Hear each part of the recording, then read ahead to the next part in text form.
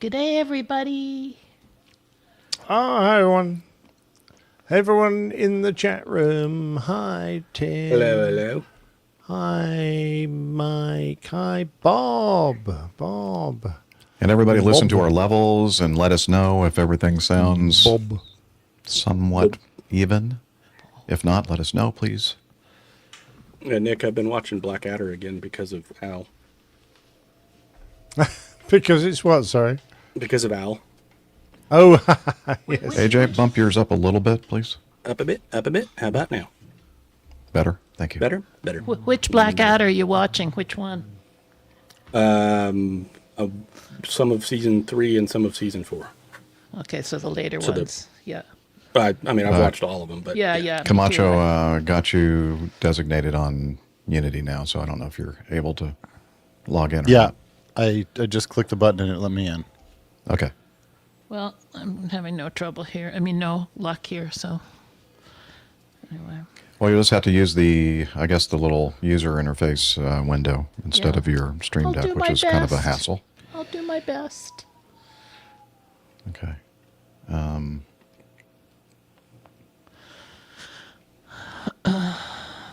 Jeff is still doing some preparatory work, everyone, so we'll just have a little pause Some in the preparation action. H over here. Yep, some preparation. Oh, yeah, absolutely. Whatever you need there, Jeff, to make you comfortable. I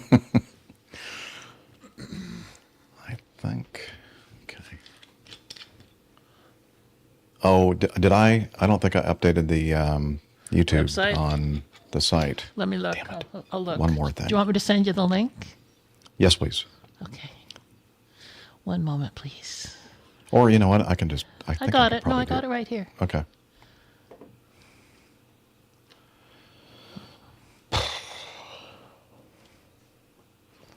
Here it comes. So much pressure. So much pressure. Here it comes. I just can't deal with all this stress. There it is, Jeffrey. Thank you. Now, why am I echoing? I don't You're know. not. Not to us. not here. Are you hearing StreamYard and Unity at the same time? No, I'm just hearing myself delayed. Oh, it's because you when you went into the to get. Oh, the, I know. no, Yep. You're on right. the. You're Got a correct. couple windows open. Yeah, got it. You left the window open.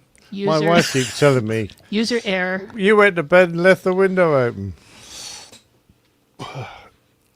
Yeah, Nick, you have bought air now. That's what my grandfather used to say. If you left the door open, you're letting all the bought air out.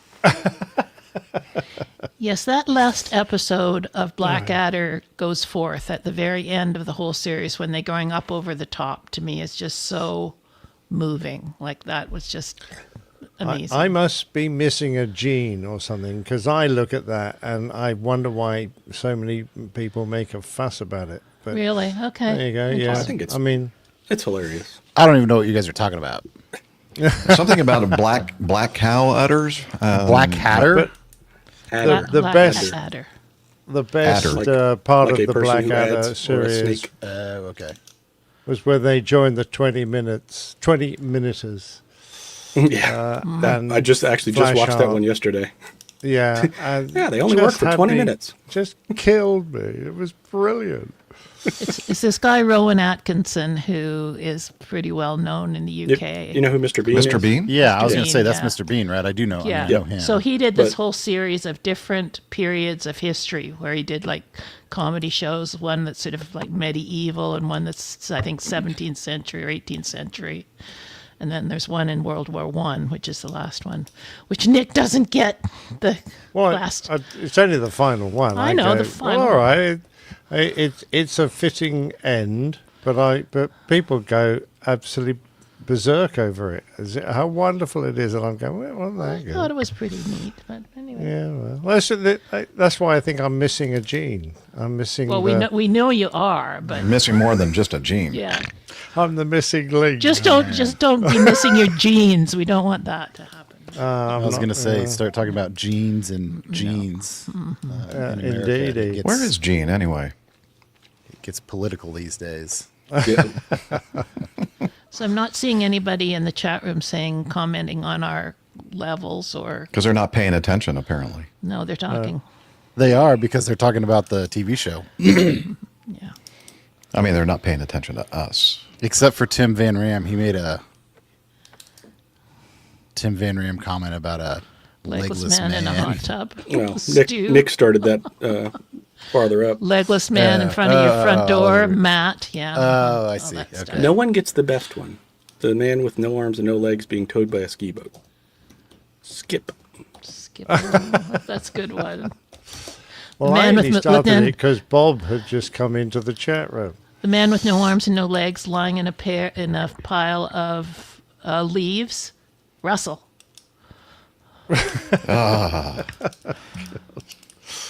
Oh, actually very good. So Yeah, they are funny. They are. yeah. Good. Oh, thank you, Peter. Tarantelli says 5 by 5 by 5. Oh, Wow. wow. So we, And I'll make Kuipers next likes time. it too. That's The mayor width, says it's depth, good. and height. is he watching this in 3D? Yes. Must be. He's got stereo sound or that fancy stuff, you know, where you come out of 2 speakers. Well, we know Jeff So- will have to be ready soon because he has to get to church on time. So if this goes on for a few hours, he'll be late. I hope it doesn't go on for a few hours. Well, it's got to go on for 2 hours. 2 hours, yeah. I mean, it doesn't. Does it, does though? have to? No, really? we could stop No. it right now if you want. No, I've go got- right oh. here. See you guys later. I've gotten over my previous thing about needing 3 hours. Now I'm comfortable with 2. So if you want to go down to like 15 minutes, fine. Hey, I like that. It's an It'd be a lot exponential easier to change. do the editing. We'll never get through any of the. Well, actually, we might get through the feedback we have in 15 minutes today. We'll do the Is theme that- song and at the beginning, and then okay, thanks for everybody joining us Really today. glad you were here. No, we got Jeff. You have to do the theme song and the coffee fund. Those are the two. Yeah, okay. Those are the two mandatory things. Well, And you can Okay. read one headline. You can't talk about it. Just read the headline. Is that Harrier jet story real? to my One with the understanding, it is. mattresses. sorry. Does it? I know. I'm looking at that thinking that I don't can't think be that's real. because I think I've seen. I mean, AJ's I guess responsible. it may be real, but I don't think it's. I think if it happened a while ago. Because I think Okay. I've seen that before. Well, But I was just following orders to put it in the news. I just when That AJ wasn't my shared that, idea. I thought I was just sharing it. No, for you were humor, no, so don't- No, it I wasn't. know, but Then, I then thought it was Jeff funny. said. They just said, let's put it in the news. we can skip it. We can skip it if you don't. If we think it's fake. well, it's the last paragraph is just so weird. But life is weird. I know.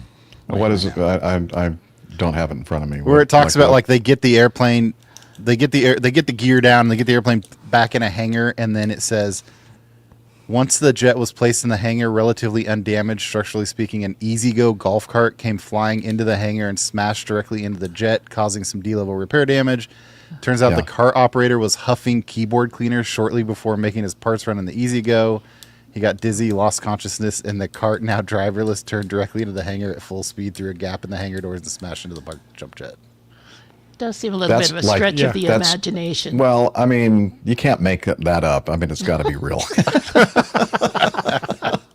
That's too weird. I don't know, Jeff. You made this show up, but I don't know if it's real or not. But Two The things. photography looks reasonably good.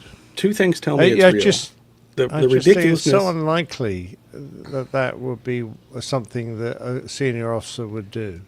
But well, there you let's go. cover it, and then with the community can Oh comment yeah, on we it. can. Yeah, We'll the say community we're not can sure that this is decide. true Yes, or that's real. right. That could be fake news. We're not claiming is that what we this do is in the best. 50% correct. There's several Reddit threads that are current about it. There Like are. Yeah. Oh wow. If it's So on there- Reddit, it must be true. There is a real video of one landing on a stool on a ship. Have you guys seen that? What kind of a stool was it? Whose stool was it? No, they like Who left that on the ship deck? That's hit, hold on. You That's need not a a lot of stool. you need a lot of stool to hold up a Harrier. Wouldn't that slide? Depends. on the diet of the stool maker. That just sounds like a mess. Oh my Yeah. goodness! What a shitty just story. stinks. Yes, Not really- you are not quite really right. I have stinks. seen that of the guy. He just had a nose wheel failure, didn't he? Cor- Didn't he correct. just So prop the and nose it's not up? just like Yeah. a stool. I think it's like a wooden, cradle Truss or of some something. variety. yeah, that they A built and then truss. tied down A to Not the that kind of ship. truss. Not that Trust me, kind of he truss. had a Nick. truss near his stool. They had a stool. They had a pile of stool for one end and a truss for the other. Oh my god! For the American viewing audience, a truss means something entirely different across the pond. The funny part to Oh, me, I just Jake, put it in what- the private chat, a link to it. But the funny part to me is, everyone talks about like when you have an issue, like when you have a landing gear issue in an airplane, when you don't know if your landing gear's down or not, you want to make like the softest, the best landing that you can or whatever. And in like true Harrier fashion, this guy is like slowly Slamming coming it down. slowly coming. And yeah, and then like the last 10 feet, he just like drops it down on the ship. Yeah. That's very good. Jeff has stopped furrowing his brow. Maybe things are getting good there in Roswell. We're getting close. Okay. No, he's just had the Botox. Oh, you know what? Or the I don't meds know- have just kicked in. I don't know what I'm talking. I'm not ready for you, so I better shut up. Indeed. Oh, I was going to talk to Jeff about the life in Roswell. There's one of our big distributors is allegedly building a giant Distribution. like factory manufacturing capability, and it's in Roswell, which I thought was interesting. Georgia? Mm-hmm. Wow. Let me see if I can find. Interesting. I don't Wouldn't think there's a lot of room for really want to talk manufacturing about it a bunch, facilities but, in Roswell, Georgia. let me find a link and just send it to him because I think it's interesting. Okay. Cool. I'm not ready, Jeff. Sorry. Okay, well, that's fine. I'm not ready either. Oh, I guess huge is relative. This says 95 jobs. That's not that big. Well, but how big is the facility? Is it 10,000 square feet or 100,000 square I feet? have no idea. It just says $20 million investment to establish new manufacturing facility. Oh, that's not very much for a new building. That's what I was looking for. I can't get over the size of some of these distribution places. They're building one here north of Toronto that I went by the other day. It's just ginormous. I mean, oh my God. Well, we fly over one of the Walmart distribution facilities down south of Georgia in Dublin, and it's massive. It's I mean, incredible, isn't it? Yeah. millions of square feet. Massive. How do they find stuff in all in there? Robots.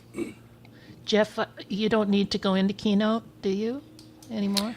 No, I didn't make any Okay, slides. that's fine.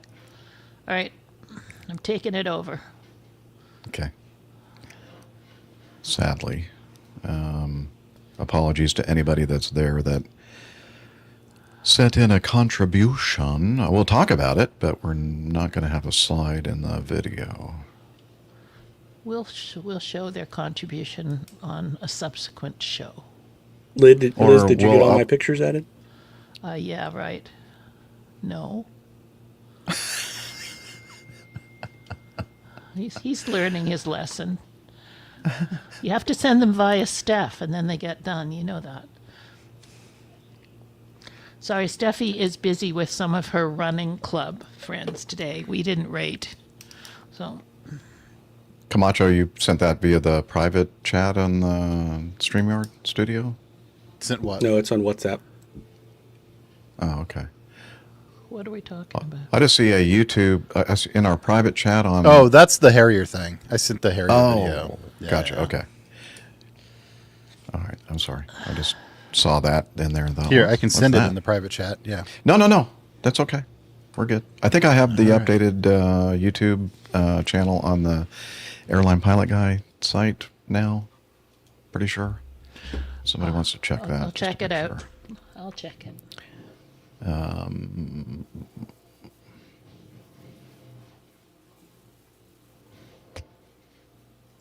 Just too many things going on. Can't keep track of anything or everything. Or anything. Or anything, yeah, more accurately. Okay. All right. Yes, it's there, Jeff, now. Thank Micah you. should be happy if he arrives. Okay. That was- Now I'm having communication that was with a Captain significant Al. impact. What? On that stool? I just watched the Oh, good yeah, part. yeah. I'm impressed it stood up to that. Yeah. That's why I don't think it's a stool. I think it's like a truss of 2x4s or something. Or, yeah. But I mean, Custom the built nose bounced on bounced like a foot or two off of it. No, it was like 4 feet. Wow. Yeah. Hi, Kevin and Metro Doc. And anybody Well, else? leave it to the Marines to try to use mattresses. Okay, ready when you are, Jeffrey. Okay. Let me just make sure I have everything I need.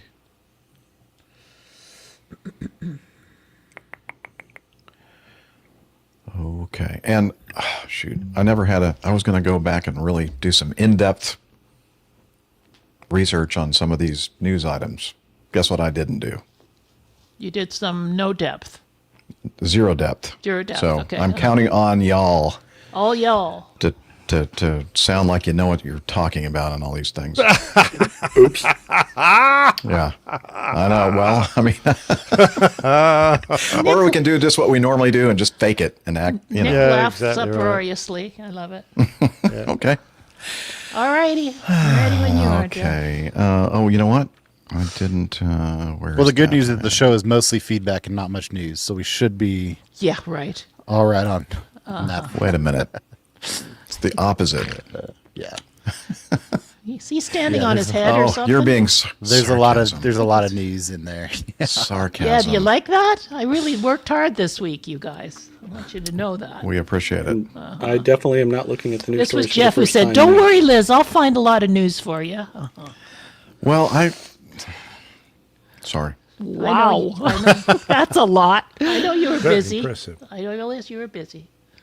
Okay, let's get going. Okay, let me see how the Radio Roger sounds. Okay. First. You're listening to the Airline Pilot Guy Show. The view from our side of the cockpit door. WAPG. It's the Airline Pilot Sounds Guy. good. Might be Okay. a little bit hot, but it's fine. It's fine. Don't do any adjusting. Oh, you find Radio Roger hot? Huh? Yes, Roger and I have a thing going on. Okay, let me try this then. You're listening to the Airline Pilot Guy Show. The view. Yeah, It's the Air Yeah. 25. Yeah. Survive another year. Good? yeah, Okay. yeah, yeah, yeah.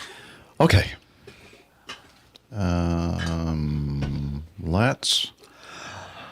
Here goes nothing. Let me do me nothing. Oh, I need to do the countdown thing. That's Shoot. really nothing. Shoot. Okay, here we go.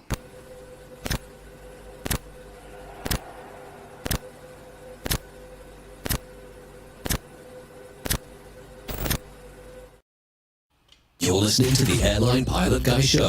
The view from our side of the cockpit door. WAPG. It's the Airline Pilot Guy. Airline Pilot Guy, episode 673. Yeah, he's up in the sky. It's the Airline Pilot Guy. Hello, you're listening to the Airline Pilot Guy show. The view from our side of the cockpit door, with your host, Captain Jeff, broadcasting live from APG headquarters in Roswell, Georgia. Today's show is recorded the week of August 11th, 2025. Yeah, he's up in the sky.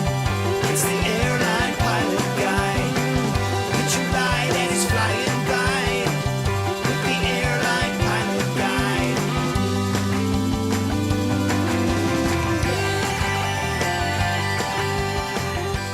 In today's episode, Spirit Airlines warns it may not survive another year. And legendary Apollo 13 astronaut Jim Lovell has died. Houston, we've had a problem. Also ahead, more news and your feedback. So get all settled in. Tray tables and seat backs in the upright and locked positions. Electronic devices powered on.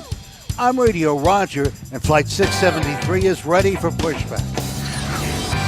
Thank you, Radio Roger. He's an award-winning TV and radio reporter currently at the #1 all-news station in the nation, 1010 Wins on 92.3 FM in New York City! Welcome to the Airline Pilot Guy Show. It's an aviation podcast.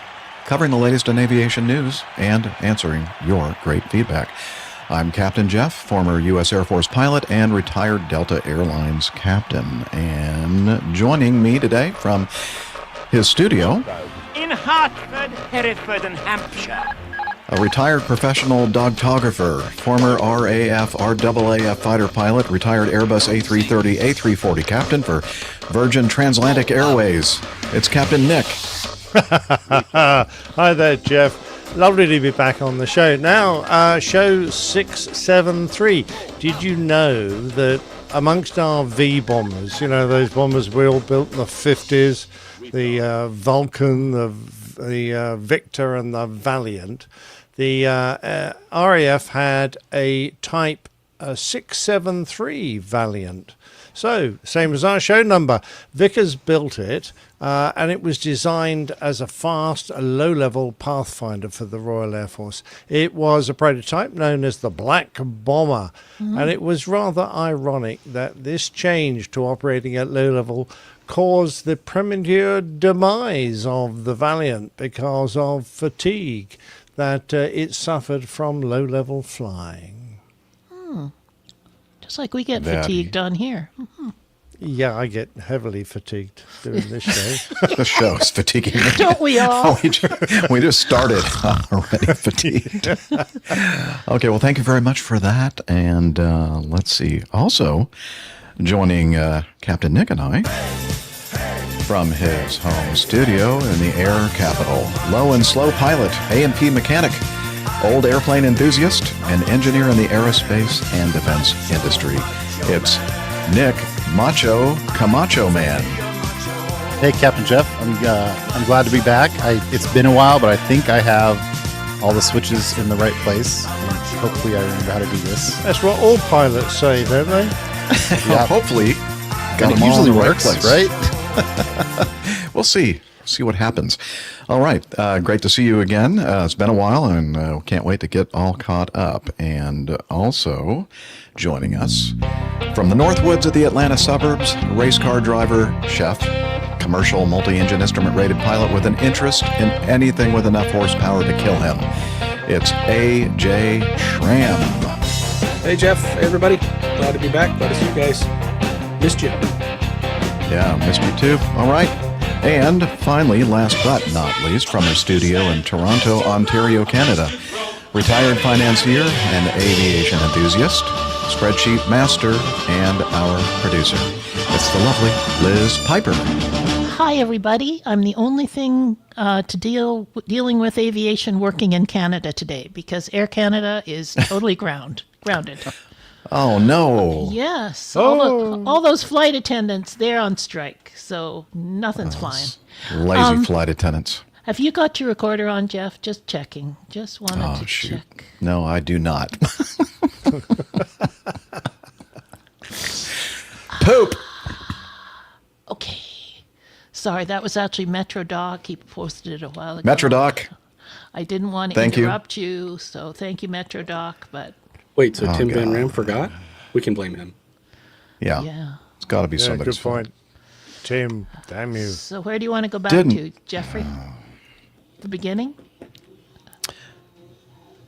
I think, are we recording on StreamYard? I believe so. Yes. Yeah. Yep. Yes, sir. We are. Okay. The problem is the StreamYard's recording my channel along with all the music and my voice. Let's just go back. It's just easier to talk about it. Sorry. Let's everybody. Do it. Yeah, Here we okay. go. Whoop, whoop, whoop. The Wayback Machine. Oh, sugar. I just deleted all my text from that. Yeah, we'll just make something up.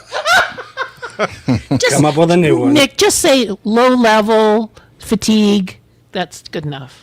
Something like that. Yeah, okay. Control Z. Control Z. Yeah. I'm sorry, everybody. This really is. We really are fatigued or something today. I don't know what's going on here. Well, I actually really am now recording. Oh, that's good. Yeah. Nick's trying to remember what to say. Yeah, just let me know when you're ready. Okay. This is I'll what just happened. John Wayne it. You just This is wing what it? happens when we record when it's an inappropriate time to drink. Exactly. It all falls apart. Was there really any time inappropriate? And there's an argument for that.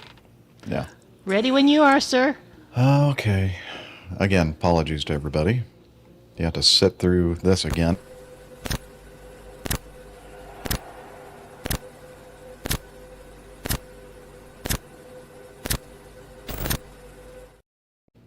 You're listening to the Airline Pilot Guy Show. The view from our side of the cockpit door. WAPG. It's the Airline Pilot Guy. Airline Pilot Guy, episode 673. Yeah, he's up in the sky. It's the Airline Pilot Guy. Hello, you're listening to the Airline Pilot Guy Show. The view from our side of the cockpit door, with your host, Captain Jeff, broadcasting live from APG headquarters in Roswell, Georgia. Today's show is recorded the week of August 11th, 2025. Yeah, he's up in the sky. It's the Airline Pilot Guy. Put your light and he's flying by. With the Airline Pilot Guy.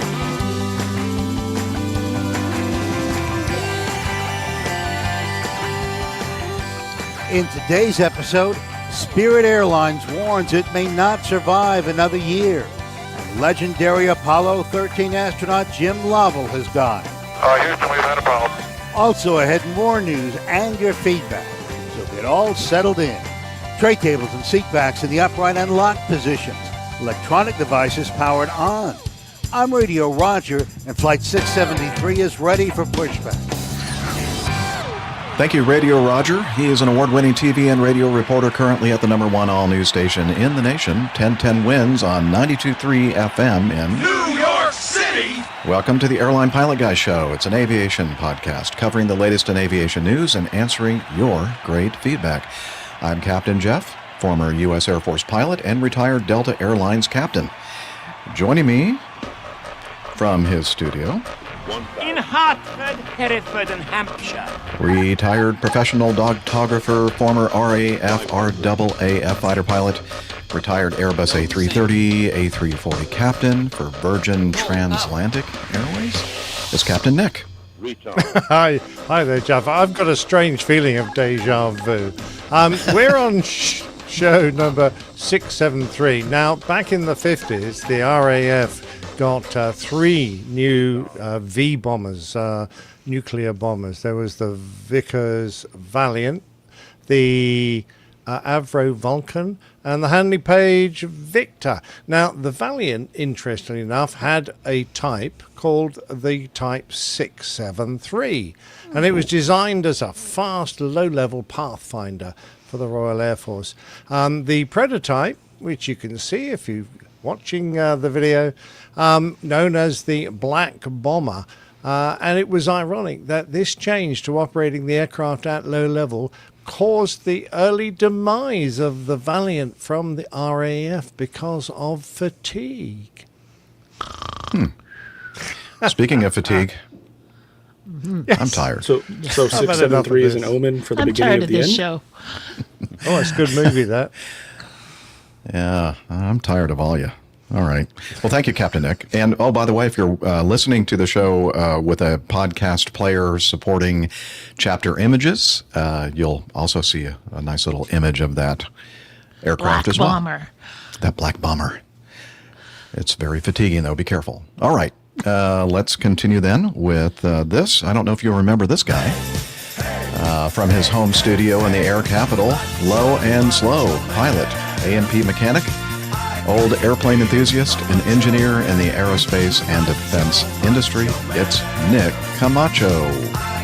Hey, Captain Jeff. I'm glad to be back. It has been a little while. We crossed paths with everyone just very briefly at Oshkosh, but I think I've got everything set up and ready to go here, so hopefully I remember how to do this. All the right switches in the right places and all that. Sounds good. Yep. From this end. All right. Beautiful.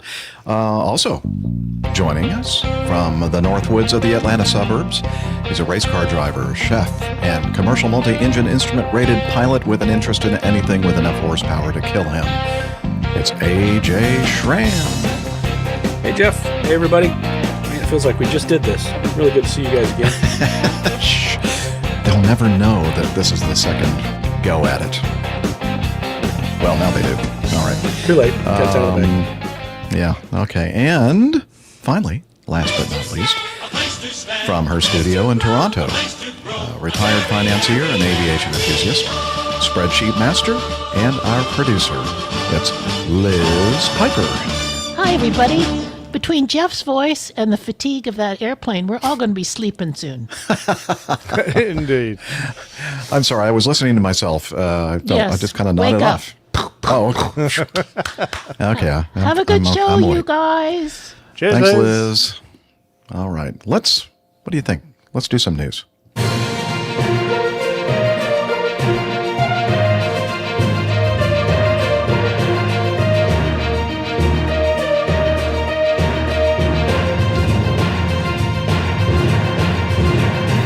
Stand by for news. All right, going to start off with this 747. By the way, this is from the Aviation Herald. UPS 747-800 was coming in to land at Taipei from Hong Kong, China to Taipei, Taiwan. It was on its third approach to Taipei's runway 5 left in gusting winds. There was a typhoon in the area. And let's see, it was at night, about 8 o'clock p.m. local time, a little after that, when the right-hand wing lowered after touchdown, causing the engine number 4 outboard right nacelle to contact the ground briefly. The aircraft rolled out without further incident and taxied to the apron. Engine number 4 received damage to its nacelle. The METAR at the time of the incident, some pretty significant winds at 1230 Z. 100 degrees, 28 gusting 41 knots. And as I mentioned, that was the typhoon. I forgot what the name of the typhoon is, but was blowing through. And we have some video of that. If we want to run that, I think this first one is from a camera from looking aft forward of the landing attempt at Taipei's runway, 5 left, I think they said? Yeah, 5 left. All right, here we go. All right, so it's coming in, and it crabbing quite a bit to the right, because the winds are coming from that direction, about 50 degrees off. I think the crosswind component's about 31 knots with the gust. And, it's still in a very, very large crab. Oh, ouch. The right engine, number 4 engine nacelle strikes the runway. We have another view as well. Liz, if you'll keep that up there. I think this is from a security camera video. You can tell it's windy. There it is, touching down and bobbling about a bit.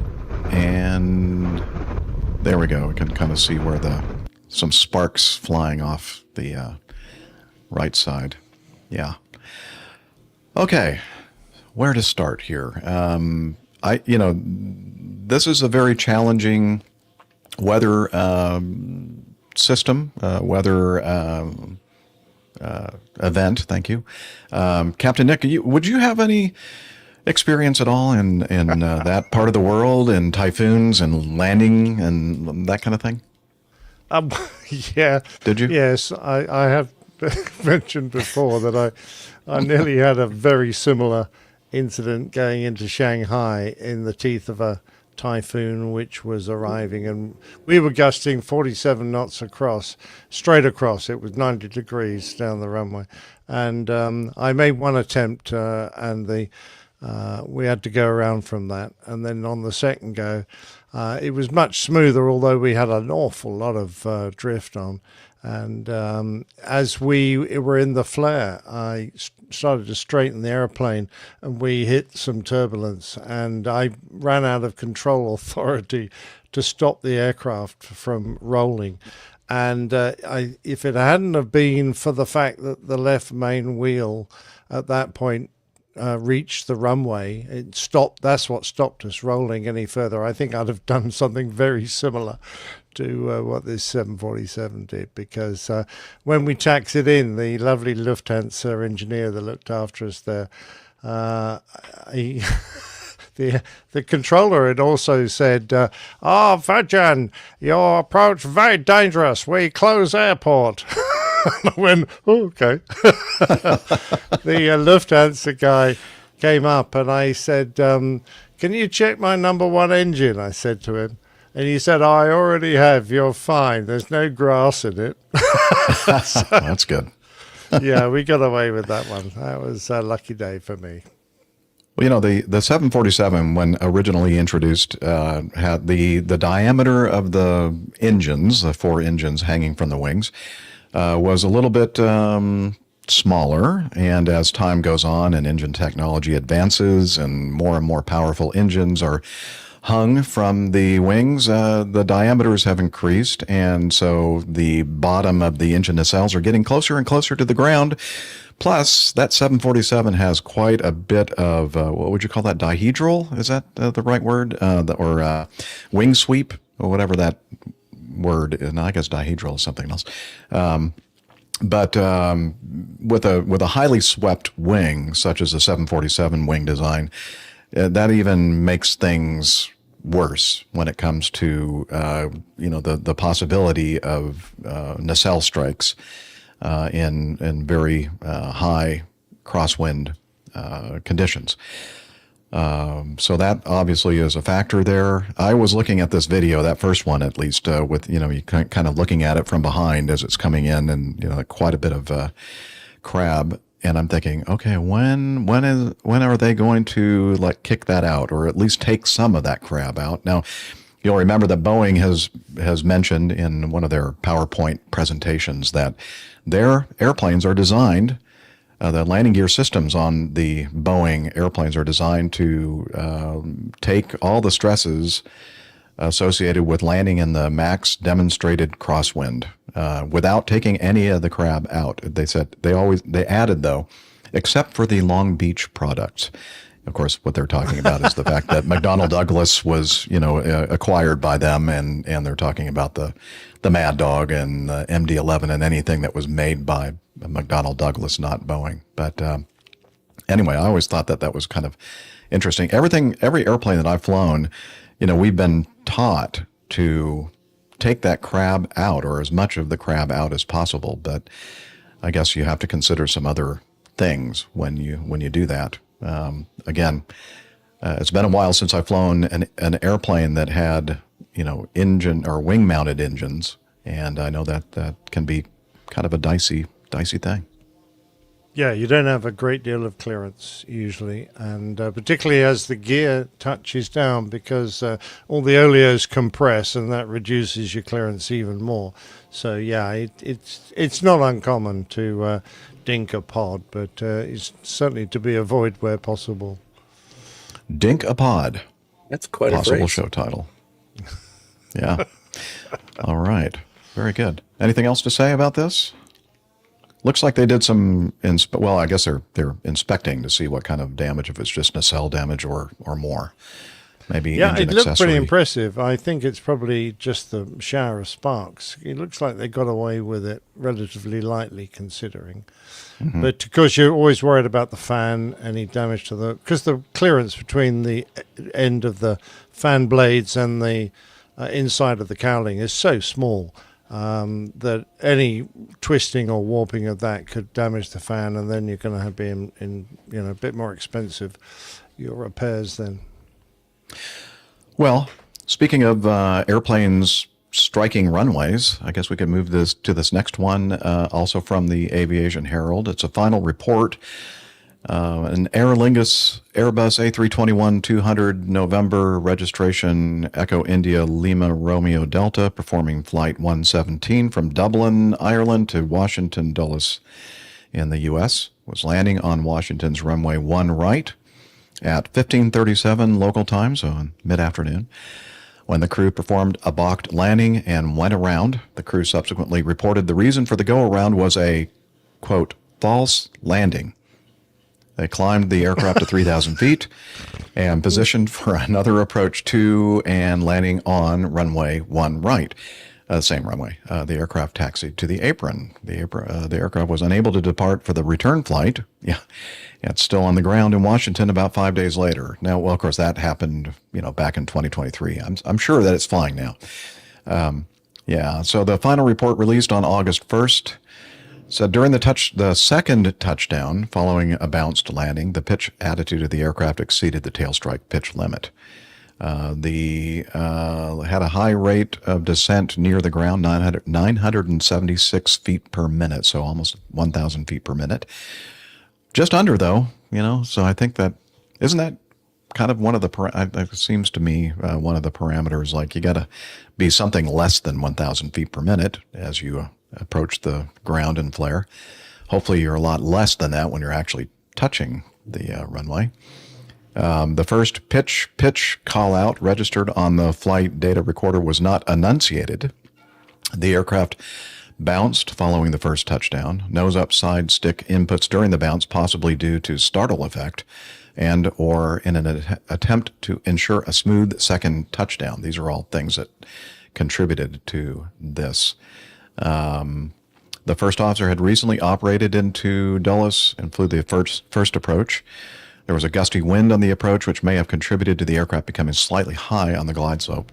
In an attempt to regain the glide slope, several nose-down control inputs were made, which, along with a loss of headwind, resulted in an increased rate of descent near to the ground. The rate of descent was subsequently arrested with a rapid aft side stick input, which triggered a pitch call-out on the flight data recorder. However, this call-out was not enunciated due to the system logic. The initial touchdown resulted in a bounce to a height of 3 feet radio altitude, which doesn't seem like much. Following the bounce, nose-up side stick inputs were made due to a possible startle effect in an attempt to ensure a smooth second touchdown. The commander had limited time to react to the unfolding situation and simultaneously with the second touchdown, reached over, slapped the first officer, then took control and initiated a go-around. I added that part, the slapping. It was a false landing and a false slap. No, it was a real slap, I think. The aircraft was vectored around for a second approach and landed uneventfully. The flight crew first became aware that the aircraft had sustained damage when a locally based engineer arrived in the flight deck and informed the commander. Hey, boss, that thing is all scraped up out there. Should probably have somebody look at that a little bit closer. There we go. We're looking at the scraped tail area, under tail area there on the video. And we should be showing it to you in the chapter images as well. So what do you think about this? Anybody? Yeah. It's difficult. I know that the 320, I've never flown this particular version, is a long and difficult aircraft to sometimes land. And it is sort of prone to, I hate to say it, what is that dreadful noise in the background? I'm sure. I'm sorry, I just muted because I'm thinking, I'm wondering if they're hearing all that noise of the, it's showtime, and that's perfect time for these people. It's a Saturday. They should be home enjoying their families. But they're out there cutting with chainsaws this big giant tree across the street. So okay, apologies. That's fine. Yeah. Sorry to distract you. Yeah, it's an aircraft that requires a large amount of care when it comes to landing because of the possibility of a tail strike. The 340 was the same. We had a very long fuselage, so the tail got remarkably close to the ground as you touched down. And of course, I've just talked about compressing the oleos. If you land with a good old rate of descent, like 976 feet per minute, those oleos are going to be compressed to just about their maximum limit, which takes the aircraft closer to the runway than ever before, and makes it just more likely that you're going to clobber the back end on the runway if you've applied too much pitch, which you're likely to if you've got this high rate of descent. So you kind of set yourself up for a no-win situation here. You've allowed the aircraft to go high on the glide, so you've stuffed the nose down to get back, built up a high rate of descent. That high rate of descent on touchdown will cause the oleos to compress a long way, and at the same time you're pulling back in the flare in an attempt to cushion the heavy impact you're about to have. It all sort of sums together, and lo and behold, whack, you've put the tail into the runway. So yeah, it wasn't much of a bounce. You're right. 3 feet is barely measurable. I won't say I'm surprised that they didn't stay down. They could have stayed down, but I suspect at that point the captain had already made his decision and he said, "Oh, we're going round from this," and banged the power up as he took control. So yeah, it happens. The trouble is, it's embarrassing and it's a lot of damage and takes a lot of fixing. Yep. When you're flying a really long airplane like that, Captain Nick, are you looking at, like when you're on the final, when you're nearing the runway, are you looking at the attitude indicator for the pitch angle? Like if you're flying with a new guy, or is it just kind of something that you... Oh, I see what you mean. Well, if you're flying with a new guy and you're pilot monitoring, yeah, I would be glancing down because I don't need to concentrate quite as much out the front as he is. So, and you've got the pitch limit indicators on your attitude indicator, and if he over rotates the airplane in the flare, and you start to see the attitude approaching those limits, you're going to say something. And if the aircraft doesn't automatically say pitch, you're going to say something. So I'm a bit surprised the FO didn't get a pitch call. Apparently, in certain sense, the pitch call out is suppressed. I don't know why.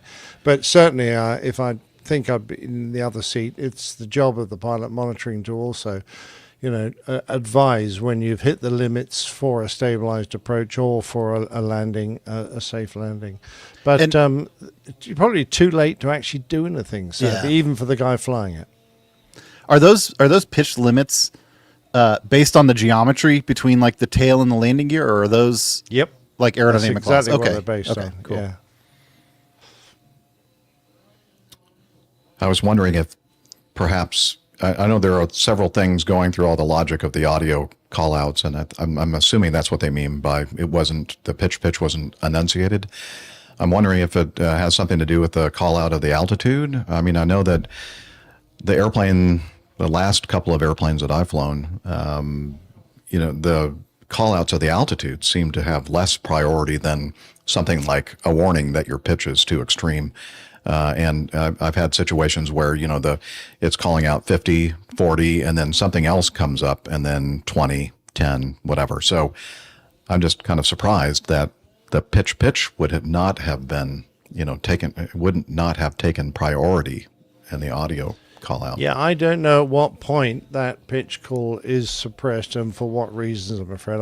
I haven't, we had pitch indicators on the AI, but we didn't have an automatic call out, as I recall, from the 330 or the 340. But so I'm not sure what prevents it coming out. But it said it's due to system logic. So perhaps it's to prevent people reacting to it at a point where it's too late to have an effect.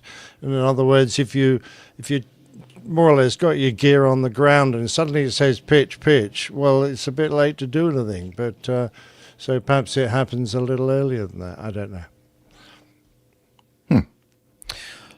Okay. I guess there's really not much else to say about that. All right, let's continue. I'm scrambling here because I'm trying to download a movie or a video from Captain Al in the background. Dirty movies? No. That's not what I said. Yeah. Well, it's Captain Al, so who knows, really? I guess no. I better preview that before I actually present it on the video today, just so there are no surprises. Okay, let's continue on with this next item in our news segment from, again, the Aviation Herald, and this is regarding the crash, the tragic crash of the PSA Airlines Canadair CRJ 700, operating on behalf of American Airlines up at DCA with the military helicopter. And they had an investigative hearing, I think is what they called it. Yeah. And a 3-day investigative hearing from July 30th through August 1st, so not too long ago. And NTSB put it out there. You can listen to it via live stream, of course, the recording of it now. And they released their investigation docket.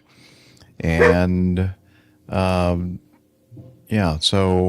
I'll just read a little bit of a little snippet here, and then we're going to have the links to the docket, the investigative docket, for deep diving purposes, Liz tells us. Let's see. The documents show that the helicopter was at 281 feet radar altitude 15 seconds and at 276 feet radar altimeter 5 seconds prior to impact. The CRJ was rolling out on final course at 344 feet radar altitude 67 seconds prior to impact and was at 313 feet radar altitude 2 seconds prior to impact. Well, it's almost pretty level, it sounds like, for a while. At this point, the crew attempted to pull up the aircraft. Pitch increased to +9 degrees and to turn left, and the aircraft was still descending at 448 feet per minute. The docket also contains the combined transcript of both tower, CRJ, and helicopter. And the NTSB also released the history of flights with the flight tracks, barometric, and radar altitudes of both aircraft, stating with respect to the helicopter, quote, the recorded pressure altitude was determined to be unreliable, but radio altitude while the helicopter was over the Potomac River was consistent with the validated CRJ altitude. So, yeah, obviously we know they came together too close, and it was a tragedy and several people were killed. So, again, we just wanted to mention that this investigation docket and the investigative hearing was released by the NTSB, and we'll have links to all that in the show notes. All right. Oh, the next one is a doozy. Okay, let me. May I do something? Just take a quick little pause here because I was modifying my keynote to add Al's video. And I need to represent it here. So let me get his video in there first. And then While just doing that, does anyone play with fidgets? Anyone got a fidget they play with, you know? My kids do. Oh, like... Your kids do. Well, I'm a 70-year-old kid. You see my fidget? Ooh, it's a bomb. He said that classic atom bomb. There you can't say bomb on an airplane podcast. Oh, that's very true. It's got rotating glowing bits in it, so you can spin those, and you could also spin the tail. Look at that! Isn't that brilliant? Goes on forever. Oh, you know, one of those things on Facebook, advert things, but it's great. More excited about that than the microphones he got not too long ago. Yes, indeed. I love gadgets. All right. I think I'm just about ready here. Yeah, Nick, I've got a drawer full of those because I keep taking them away from my kids.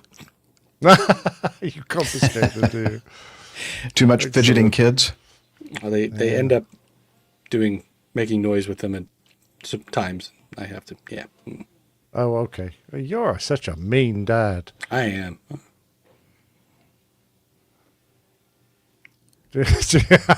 Yeah. Well, yeah, luckily Jeff doesn't have a remote for this. Boom. It's on my Stream Deck panel now. When When have I ever not been paying attention? Sorry. Yeah. Okay. Carry on. This is an interesting one. Okay. Oh, as Paul Harvey used to say, this is a strange. We have some video of a Spanish FA-18 Hornet, I think a Super Hornet, right? In an air show. Let's see, a Spanish Air Force FA-18. No, I'm not sure if it's a Super Hornet or not. Had a very close call during a remote air show performance in picturesque Gijon. Was that how you say that? City? Hello?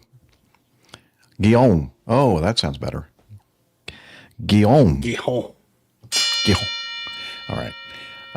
They had a very close call. The Hornet was flying at very low altitude towards the beach, which was packed with spectators in a near perpendicular fashion when it executed a hard right roll.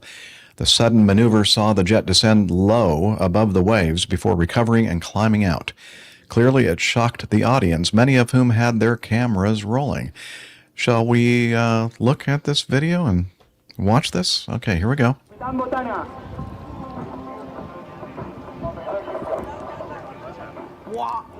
Yee. Oi. Yikes.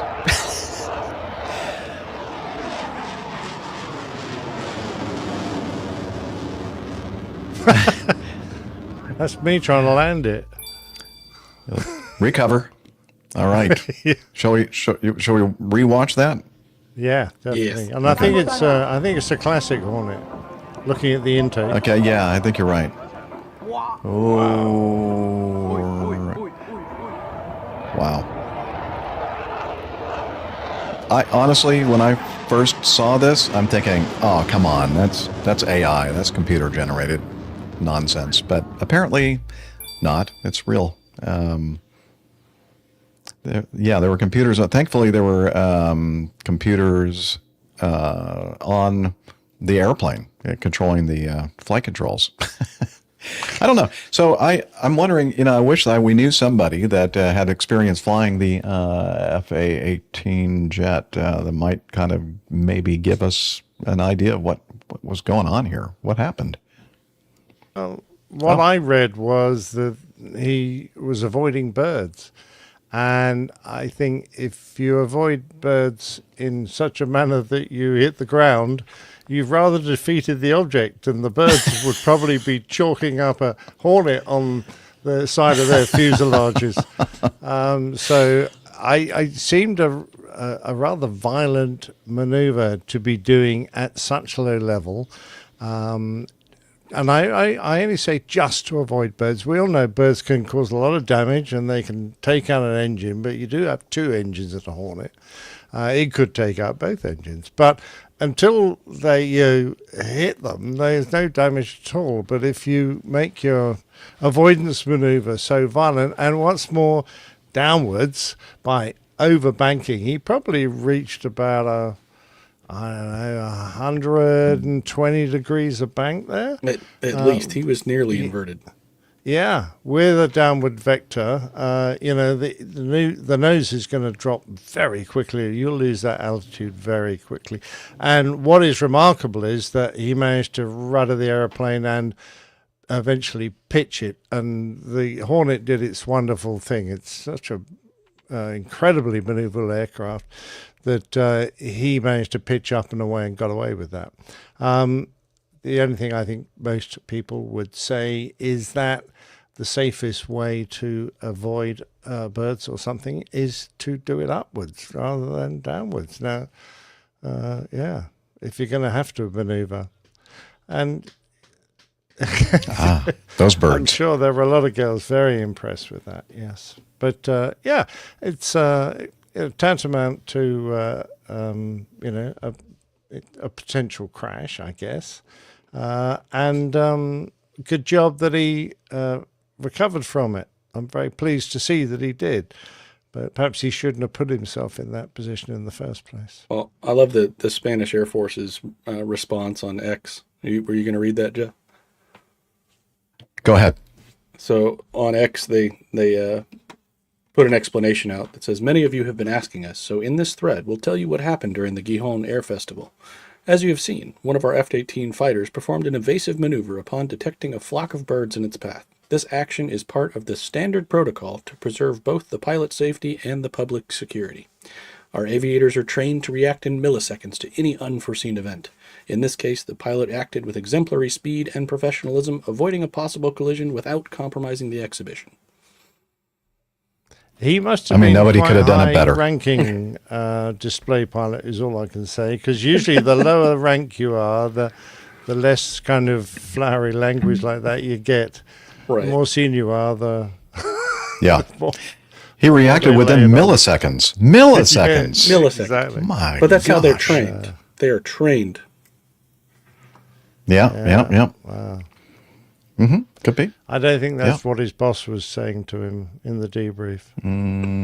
Probably not. Because we're going to put out this little statement, and we just want you to know that we really don't, feel like this expresses the way we think it really happened. Yeah. Indeed. All right. Well, interesting. Well, we have another video. This is something that happened in Philadelphia. It's a Bass Aviation video. They use liveatc.net audio, and I'm going to go ahead and start playing this thing right now. Bass Aviation, Real Aviation Communications. 6 August, so not too long ago, week and a half ago. Tower Piedmont 5969, ILS of Victor 17. Piedmont 5969, Philly Tower, runway 17, clear to land. 17, clear to land, Piedmont 5969. Okay, coming into land at Philadelphia, talking very fast as a regional jet. SF5 ident.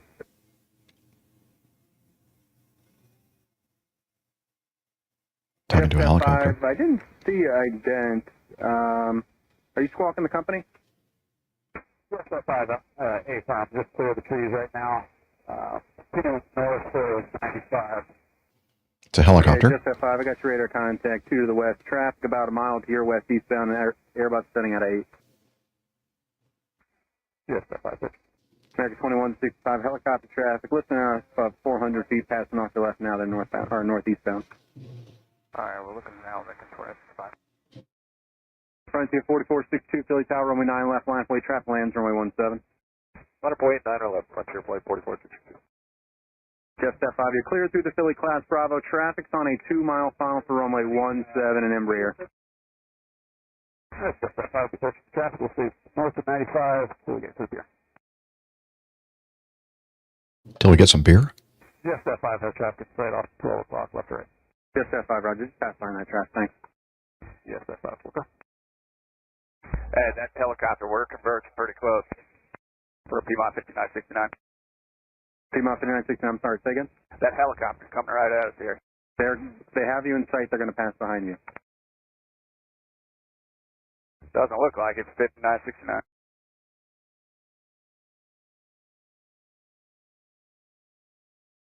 It says he'll pass a mile and 3/4 behind you. Yeah, it doesn't look like we're going around Piedmont 5969. Alright, Piedmont 5969, roger, go around, fly runway heading, climb maintain 3000. Runway heading up to 3000, Piedmont 5969. Tower Frontier 1165, 9 right. Frontier 1165, Philly Tower, runway 9 right, clear to land. Clear line 9 right, Frontier 1165. American 2165, left at the high speed, Sierra November, hold short of 9 left. Left at high speed, Sierra, hold November, hold short of 9 left, American 2165.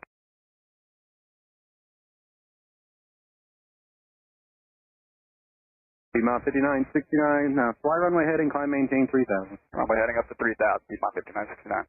Piedmont 5969, contact approach 124.35. 2435, 5969. Jeff Step 5, you can proceed on course. Frontier 4462, heading 125, runway 9 left, clear for takeoff. Heading 125, clear for takeoff, 9 left, Frontier flight 4462. American 2165, hold short of 9 left at November. Hold short 9 left November, American 2165. Departure Piedmont 5969 on the go, 2.6 to 3000 runway heading. P-Mile 5969, put off departure radar contact, and you can expect Atlas Victor runway 9, alright? 969. Yes, F5, landing at your own risk, radar service terminated for exchange group. Yes, F5. P-Mile 5969, what was the reason? That helicopter was looking pretty close to us, P-Mile 5969. Okay, P-Mile 5969, turn right, heading 260, vector to final. Right, 260, vector 5, P-Mile 5969. All right, he landed safely on runway 9 right, originally coming into 17. Because the video starts with the helicopter kind of checking in and the tower's warning of traffic on 9 right, landing east. So they're landing and taking off from runways 9 left, 9 right, and also landing on runway 17. And so there's an exchange of traffic's in sight, that kind of thing. The helicopter was making a northeast kind of course toward the final for the south runway 17. And that's when the Piedmont was looking at it. The traffic was called out to them, and they're thinking, okay, and looking at the altitude readouts on the simulated radar display on the video, looks like they were pretty close to about the same altitude, about 600, 700 feet. And so I can kind of see that, especially with, recent events earlier this year, where you have helicopters and jets coming in to land at busy airports, that you might be a little bit more conservative when it comes to assessing a potential threat of a helicopter. Now, the helicopter said that they did see the Piedmont jet, the CRJ, in sight, and that they would pass behind them. And honestly, in the past, in my experience, when a helicopter says that, you still keep your eye on them, and you still have a TCAS system that's giving you some information. But at that point, you're kind of trusting that they're going to do what they need to do to avoid hitting you. And again, since the events in January of this year, now it's like, okay, well, let's just make sure that they really do see us, and they're really, they see us and not something else, and that they are really going to, do what's appropriate to avoid a collision. And I don't know what you guys think, but I'm thinking that if there's any doubt by the crew coming in to land on runway 17 that this helicopter is not going to, that the helicopter is not going to hit them, then, it's better safe than sorry, and go ahead and go around. You can always go around. Yes, Liz, that is so true. It's been a while since we played that. Line coming down.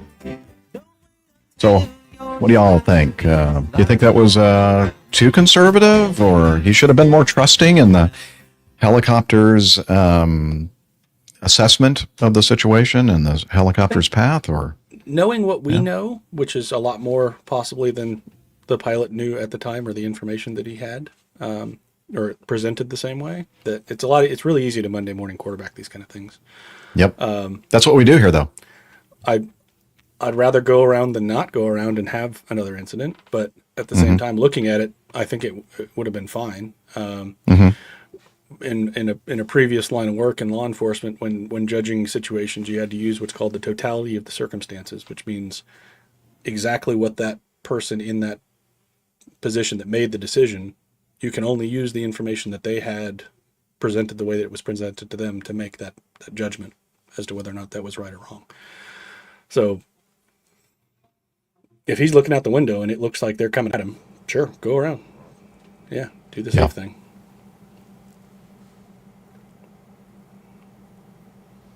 Yeah, I agree, definitely. I just wonder, because of that thing at Washington, and also the revealing of a number of issues and mistakes made on airports, and aircraft coming very close together. There's a certain loss of confidence in between pilots and controllers that might lead people to be a little bit less trusting in this situation, and therefore much more likely to go, well, I'm going to go around here because I just don't like the look of this, and I'm not sure that he hasn't, made a mistake.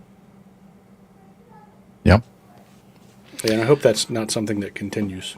I hope that trust. Well, is, I'm sure is it won't, returned. but I mean, for a while after one of these incidents, has heightened levels of concern. Oh no, so, agreed. Yeah. And I was thinking the same thing.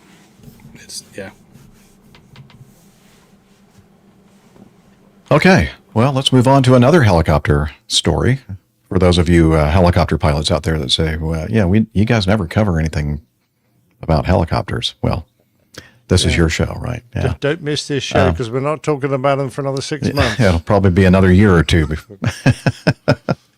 Okay, so this one also has, this is from the New York Times, and we also have some video as well.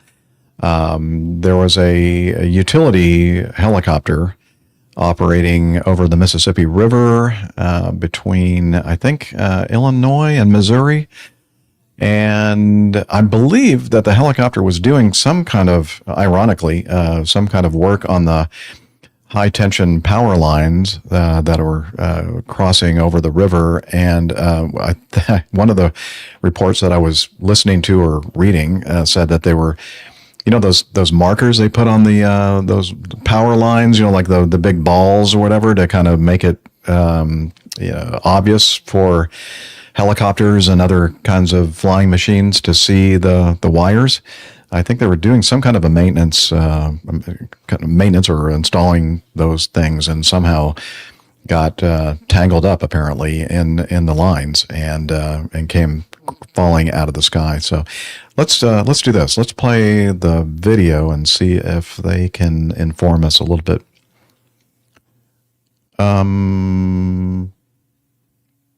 Yeah, go ahead. We'll just pop it up there. Yeah, and here we go. It takes a long time to become an air traffic controller, and many are quitting. Oh, that's all right. That's okay. I can edit this, Liz. No panic. No panic. Let's see. Okay, I'm sorry. Let me see if I can find the video. This might be it.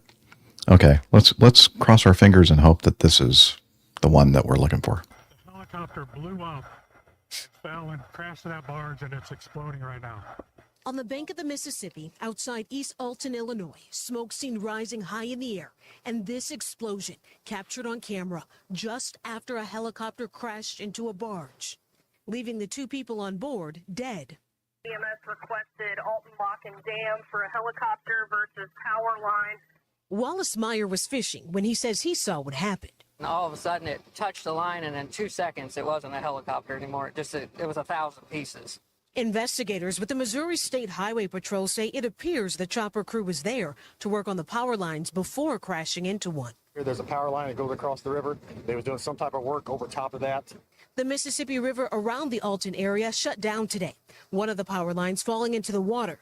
No one on the ground was hurt. That's not a live power line anymore, so there's no danger to the area here or anybody that's on the water. The NTSB now leading the investigation to determine what went wrong and left two people dead. Adrian Broadus, NBC News. Thank you. All right. So, kind of a spectacular incident, and sadly, 2 lives lost, and but no other collateral damage. It looks like the barge survived. They're pretty hardy structures. Yeah, big steel box for sure. Yeah, that highline power line stuff with helicopters is so incredibly dangerous. It's sad that it happened, but glad that it was. Yep. Reading through the article, there was apparently the barge may or may not have contained some flammable materials as well. Ooh. That could have been a much bigger boom. I feel like the description of the explosion versus what we saw in the video might have been a bit overstated. A bit, perhaps. Yeah. Fire. But they don't try to make it sensational. No, that wouldn't be. Yeah, that's not a news thing at all. Mm-mm. Yeah, I agree, AJ. No more helicopter stuff. Right. I've seen heaps of these videos on YouTube and whatever of these chaps with a guy leaning out, putting wire onto a cable, attached to something, or it might be just to stop the tension, the high tension cable from vibrating, that sort of thing. A lot of those But are for static electricity. It's to ground them to the wire.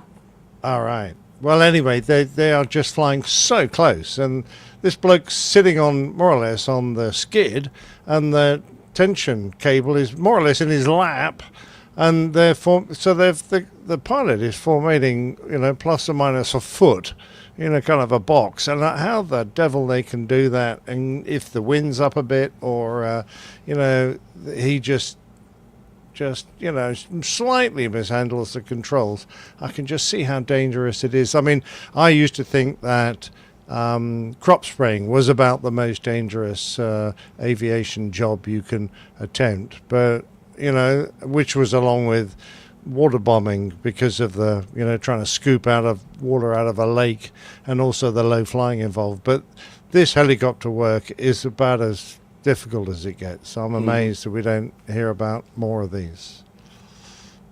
Yeah. All right. Let's we're going to skip the next item and go to item F, because Radio Roger teased it in the intro, and we want to cover it anyway. All right, this one from Forbes.com. Spirit Airlines here in the U.S., their stock plummeted 40% after warning it may not survive another year. Spirit Airlines, the no-frills budget carrier warned it may not survive another year in its quarterly filing 5 months after emerging from bankruptcy, and weeks after announcing it would furlough hundreds of pilots. In a filing with the Securities Exchange Commission Monday, Spirit Airlines warned, about their problems with their liquidity. Management has concluded there is a substantial doubt as to our ability to continue as a going concern within 12 months from the date these financial statements are issued. The budget airline has continued to be affected by adverse market conditions, including elevated domestic capacity and continued weak demand for domestic leisure travel, the company said in its report. They said that they need additional cash or it could default to creditors, adding that it is considering selling some aircraft or airport gates. Spirit hasn't turned a profit since 2019. Ooh. Last November, the budget carrier became the first major U.S. airline to file for Chapter 11 since American Airlines 13 years ago. The airline exited bankruptcy in March. We're taking steps necessary to ensure we operate as efficiently as possible as part of our efforts to return to profitability, Spirit said in a statement provided to Forbes, which is a financial magazine and news source, adding that furloughing nearly 300 pilots will better align staffing with our flight schedule. Spirit has drastically cut capacity, trimming flights by approximately 1 million seats in May and June of this year, a decrease of roughly 24% since last year. Yeah, so things are not looking good for the Liz is saying that they're renaming themselves Dispirited Airlines. Bam, I guess that deserves that. Have you? Yeah, she's been holding that in her pocket there, waiting this back pocket. I don't know. I have never had the opportunity or privilege of traveling on Spirit. I know we do have folks that are listeners to our show, or at least we used to. Even, we had a lot of news items on Spirit, but I do know that there are some Spirit pilots that listen to our show, and hoping that the 300 pilots furloughed they're not among that number. I doubt they are, because they've been there for a while and are probably either very, very senior on their seniority list, or perhaps have moved on to better, greener pastures, perhaps. Well, interestingly, I've heard this is all anecdotal, but I've heard that Spirit is actually a great airline to be a pilot for. It's a terrible airline to be a passenger for. I mean, they charge you separately for the peanuts in the bag they came in, but that's beside the point. Being in the front seat has actually been a pretty nice place to be, from what I've been told. So this does kind of this kind of stinks. Also, it's not helping me with the whole job market thing, because I don't need 300, or if this continues. Yeah, that's not helping you out at all, is it? Not doing me any favors. Your AJ is very dispirited regarding this news. Yeah. Yeah, I remember having a discussion when I was still actively flying.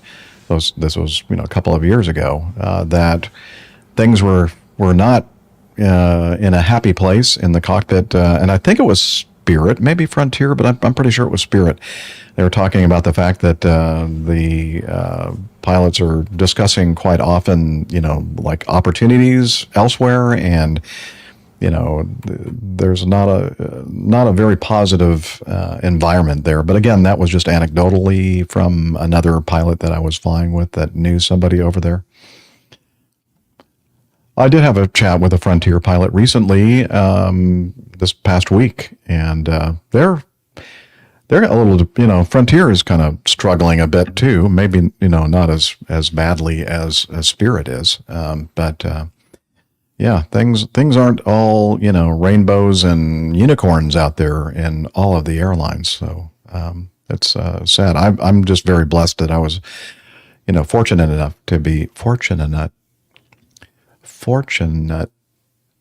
enough. Wow, it's hard for me to say English words. To be with a company. Other language words? Other way, it's even worse actually than the English. I was very fortunate to be with an airline that was, always in a good place when it comes to financial issues going on. So a good environment, good positive environment means a lot. So anyway, feel sorry for you, all of you over there at Spirit, and hopefully you guys will, or your leaders will do something to get the airline all recovered, and everything will be nice and coming up roses. What do they call it? What's the phrase? It doesn't matter. I'll cut all this out. Is it roses or aces? I don't know. Anyway. Okay. Well, for some reason, this next news story reminds Liz of Captain Nick. This is from Paddle Your Own Canoe. All right. It's been a while since we had a Paddle Your Own Canoe story. A veteran EasyJet captain suspended after stripping naked in hotel bar during drinking session just hours before he was due to fly. It would have been one thing if it were like the night before or the day before or whatever, but no. I was going to say, what was it, 48 hours or 72 hours? Well, 12 hours. It's not like 2 hours. Okay. Good point. Hours, they didn't specify. No, they did. It's 12 hours. It's over 12 hours. 12 hours? Yeah. Oh, okay. Did they in the story? Well, let me read this. I prepare for my flights. Okay. Okay. Well, a veteran captain for European low-cost airline EasyJet has been suspended after it was alleged, not proven, that he stripped naked in a bar during a heavy drinking session in a crew layover hotel. If that wasn't enough, however, the captain was reportedly set to fly hundreds of passengers just hours after the debaucherous binge session that culminated in the pilot dropping his pants at 2:30 a.m. I'm not sure what the context is there, but okay, let's continue. The incident occurred in the early hours of August 5th when the pilot and several other crew members were on a layover on the islands of Cape Verde, which is located off the west coast of Africa. The captain had been due to operate EasyJet Flight 8996 from the main airport of Espargos to London Gatwick. The flight was due to depart at 3:05. Okay, I see what you guys are saying. That's like almost 12 hours. Well, actually, if you read this the way that it's written, if it's the early hours of August 5th, we're talking about 36 hours, because the flight departs on August 6th. So it's 2:30 in the morning on August 5th to 3 o'clock in the afternoon on August 6th. That's plenty of time. Now, they could have just misprinted the date on one of them. Right. But either way, 13 hours, I mean, Yeah, that's. I'm not recommending you run out into a bar and drop your pants. That's not a You're not plan. Okay. I mean, from time to time, it's okay. Just don't make a habit of it. Okay. Yeah, don't do it in uniform. Also, that's probably a good point. I love this. It's understood that some of the guests at the hotel who were due to fly home on the same flight that the captain was expected to operate knew he was their pilot, and then reported what they had seen to the airline. What did they see? That's they don't talk about that as here. an oopsie. They were unimpressed. Yeah. I don't know. What do you think, Nick? Is this the kind of behavior that Virgin crews engage in?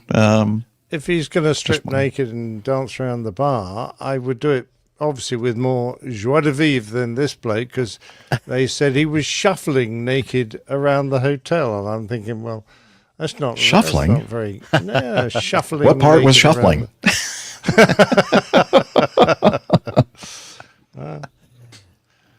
Yeah, exactly. Anyway, I used to wander around doing impressions of an elephant, which where you you pull your pockets inside out, and they become the elephant's ears, and then you produce a trunk, and that always used to be good fun. In fact, I used to be able to do an impression of Douglas Bader doing an impression of an elephant by standing in two upturned bar stools doing the same thing and shuffle around on two. But so perhaps that's what he was doing, in which case, absolutely fantastic. I love it. So Captain Nick is endorsing this whole thing.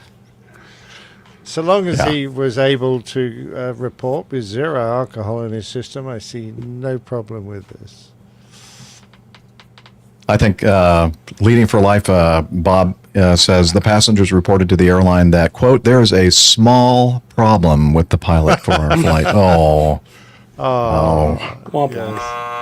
Yeah. Excellent. Peter says, any video evidence? Oh. Thankfully not. Thankfully not.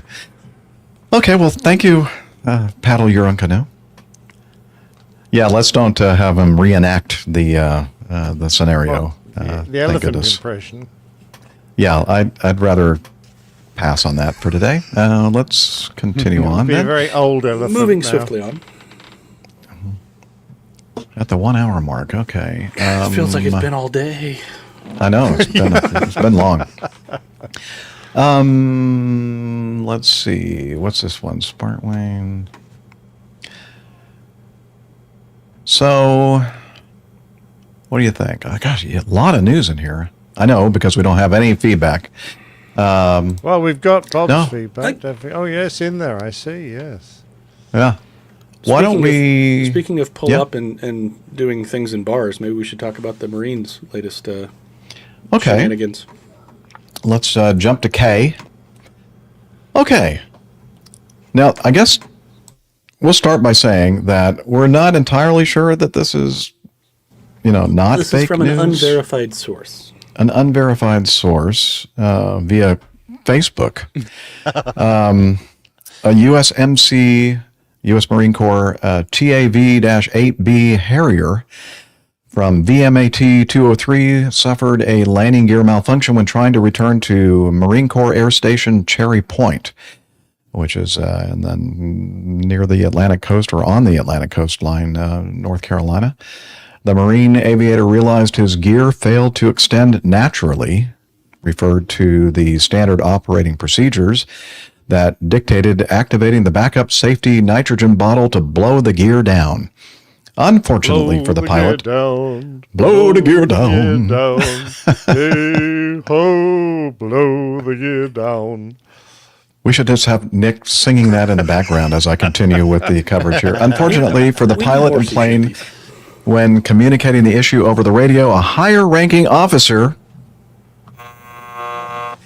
ordered him not to follow standard operating procedures, and instead had a stack of strapped mattresses placed in the center of the runway. Now, let me just pause for here for a moment. Why would the higher ranking officer be concerned about him blowing the bottle? I mean, does it?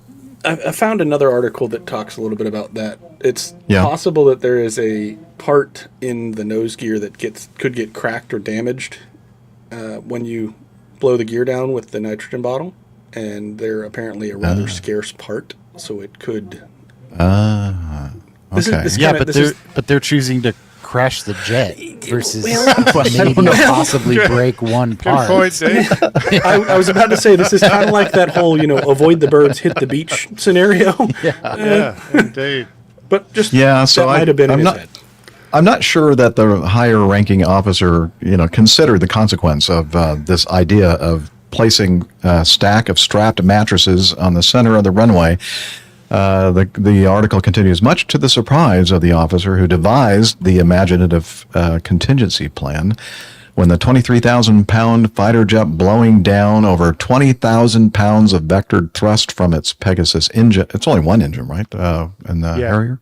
Yes, settled down on its bed, the landing mattresses immediately responded with an uncontained, self-executed rapid kinetic disassembly, exploding in a shower of metal springs, fabric, and coils that were quickly ingested through the spinning blades of the jet engine. That's not good. Although the aircraft was extensively damaged, the pilot was able to climb out of bed without injury. Oh, that's cute. When ground crews jacked up the Harrier jump jet, they were able to blow the gear down with no problems. Ooh. That's, so much for that plan. This is when the story takes an even stranger turn. Okay. Yeah, even stranger. Once the jet was placed in the hangar, relatively undamaged, structurally speaking, an easy-go golf cart came flying into the hangar and smashed directly into the jet, causing some D-level repair damage. It turns out that the cart operator was huffing keyboard cleaner shortly before making his parts run in the easy-go golf cart. He got dizzy, as you do, lost consciousness, and the cart, now driverless, turned directly into the hangar at full speed through a gap in the hangar doors and smashed into the parked jump jet. That's just... Marines, don't you put that on the Air Force. No, let's call it Air Force. That's much more fun. No, he ran out of crayons, so he had to switch to a keyboard cleaner. That's okay. Oh, he was sniffing crayons? Huffing keyboard cleaner was an option. You should try it. It's like dessert. Well, I've been drinking beer, and it puts the weight on a bit, so perhaps keyboard cleaner might be better for me. Cut the beer in half and then just start using the keyboard cleaner, and So, yes, indeed. Yeah, get to huffing there, man. All right. Oh, Bob in our live audience says, "Is it April 1st?" I know, no kidding. It's like it's almost.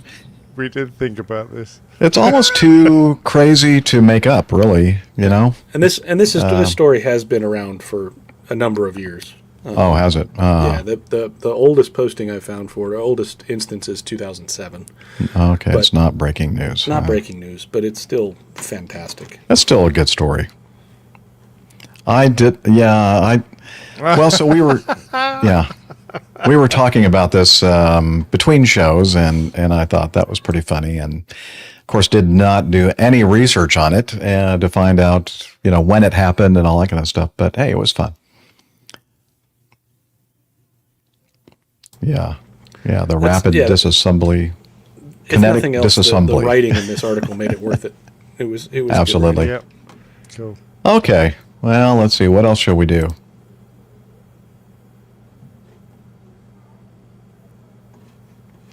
Oh, New Zealand hurt crew. Okay, yeah. All right, let's do item L. A Royal New Zealand. This is from avbrief.org. A Royal New Zealand Air Force C-130J crew is being celebrated for a midwinter ice runway rescue of 3 sick people at the U.S.'s McMurdo Station in Antarctica. Enter joke here. Because figured that Captain Nick would say. Well, all of the U.S. people there at McMurdo are sick people. Well, I was going to say something, but you beat me to it. Well, I was waiting for it. It wasn't happening as quickly as I hadn't thought. quite formulated the joke yet. Okay, sorry. Give him a minute. Come on. Yeah. Okay. The Air Force said it was asked by the Air Force said it was asked by the U.S. to conduct the rescue in the complete darkness of winter with threatening weather. The temperature was minus 11 degrees Fahrenheit when the crew put down on the ice runway to pick up the trio, one of whom was critically ill. It's an extremely challenging environment to fly in on night vision goggles due to the extreme weather conditions, which are highly changeable at this time of year and makes accurate forecasting a challenge. That was a quote from Andy Scott, a New Zealand Air Commodore, told Reuters. The mission took about 20 hours in total, and the aircraft landed in Christchurch on Wednesday. The Royal New Zealand Air Force performed similar operations in 2021 and 2024. A top U.S. official was effusive in her thanks to the crew. We are so very grateful, said the U.S. Charge d'Affaires. Is that right? I'm not very good with French. Okay. For New Zealand, Melissa Sweeney was the Charge d'Affaires. Our Kiwi partners didn't hesitate to understand the mission in one of the most unforgiving environments on Earth. Their skill and readiness are truly world class. All right. That's a nice feel-good story, yeah. As opposed to the dude running around with his pants down in the hotel bar. The highs and lows for sure. Mm-hmm. Okay. This is a very important story. Speaking of high altitude. P. Yep, number P, yeah. Astronaut James Lovell, commander of Apollo 13, dies at 97 years old. Wow. That's a long life. He led the three-man crew that survived a near-catastrophic explosion in space in 1970 and was later immortalized by Tom Hanks in the movie Apollo 13.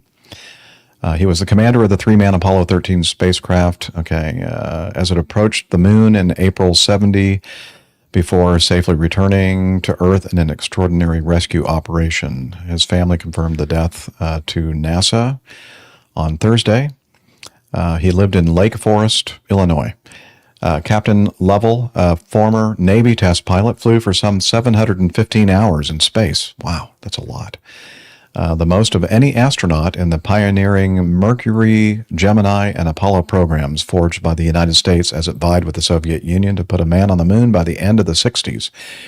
He took part in 2 Gemini missions that orbited the Earth and was one of the 3 astronauts aboard Apollo 8, the first space flight to orbit the moon before he was chosen by NASA for Apollo 13. Let's see. The purpose of the mission was to land Captain Lovell and Fred Hayes Jr. on the moon, while the third member of the crew, John Swigert Jr., orbited in the spaceship to await their return. They were to explore a spot called Framoro? Is that how you say that? A highland whose topography could provide important insights into the moon's geology. Anyway, of course, when we think of Lovell, we think of a lot of things. But the thing that he may be most well known for, which was something that they included with some artistic license in the movie Apollo 13, played by Tom Hanks.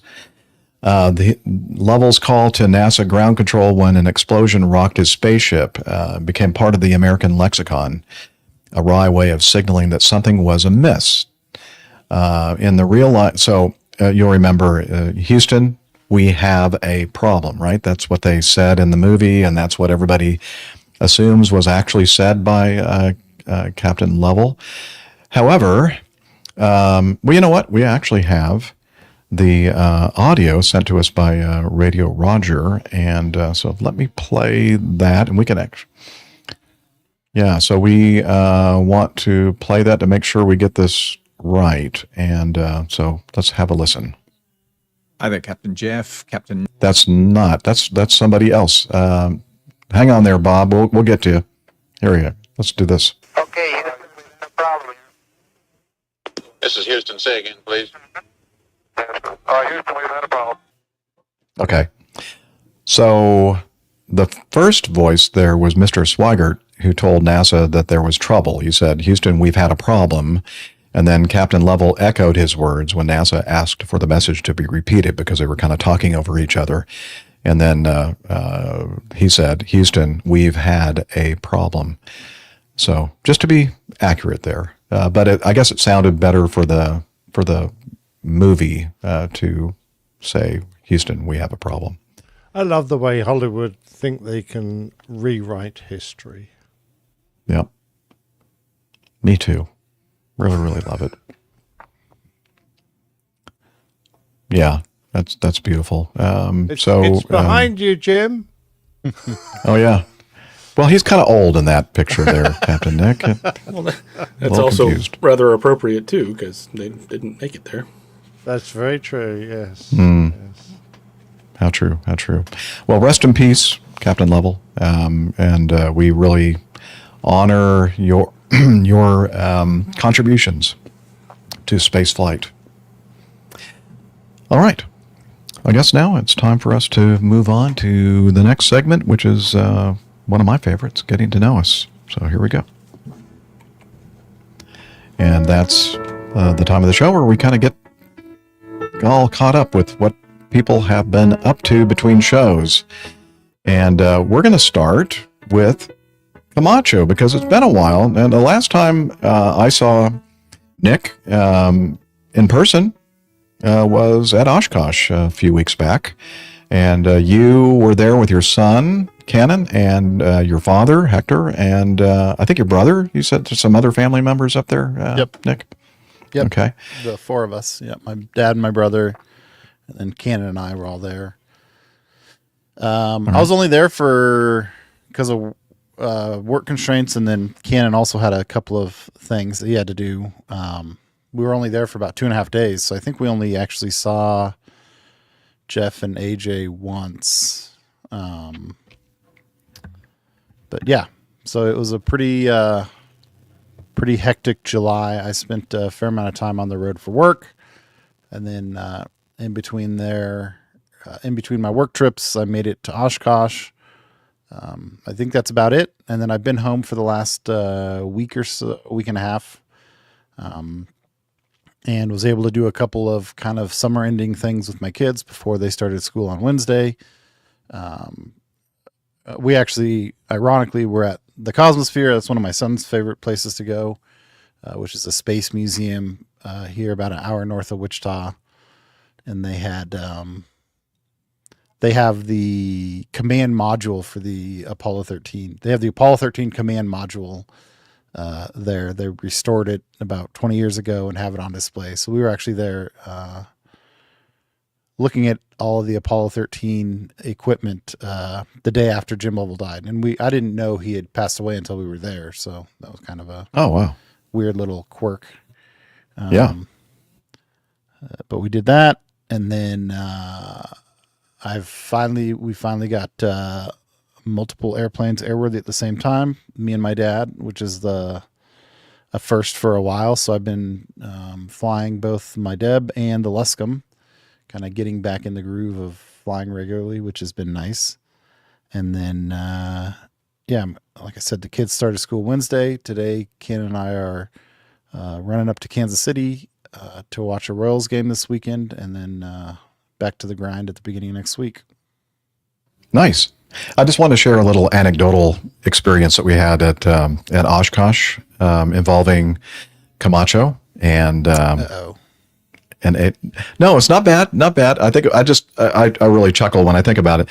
So we had talked about a couple episodes ago. AJ and I went to Pete's Garage Bar on Saturday night, like that first weekend, or the Saturday right before Oshkosh started officially, and it was so packed at Pete's Garage Bar that we ordered, and it was like 2.5 hours before we got any food. It was just amazingly packed.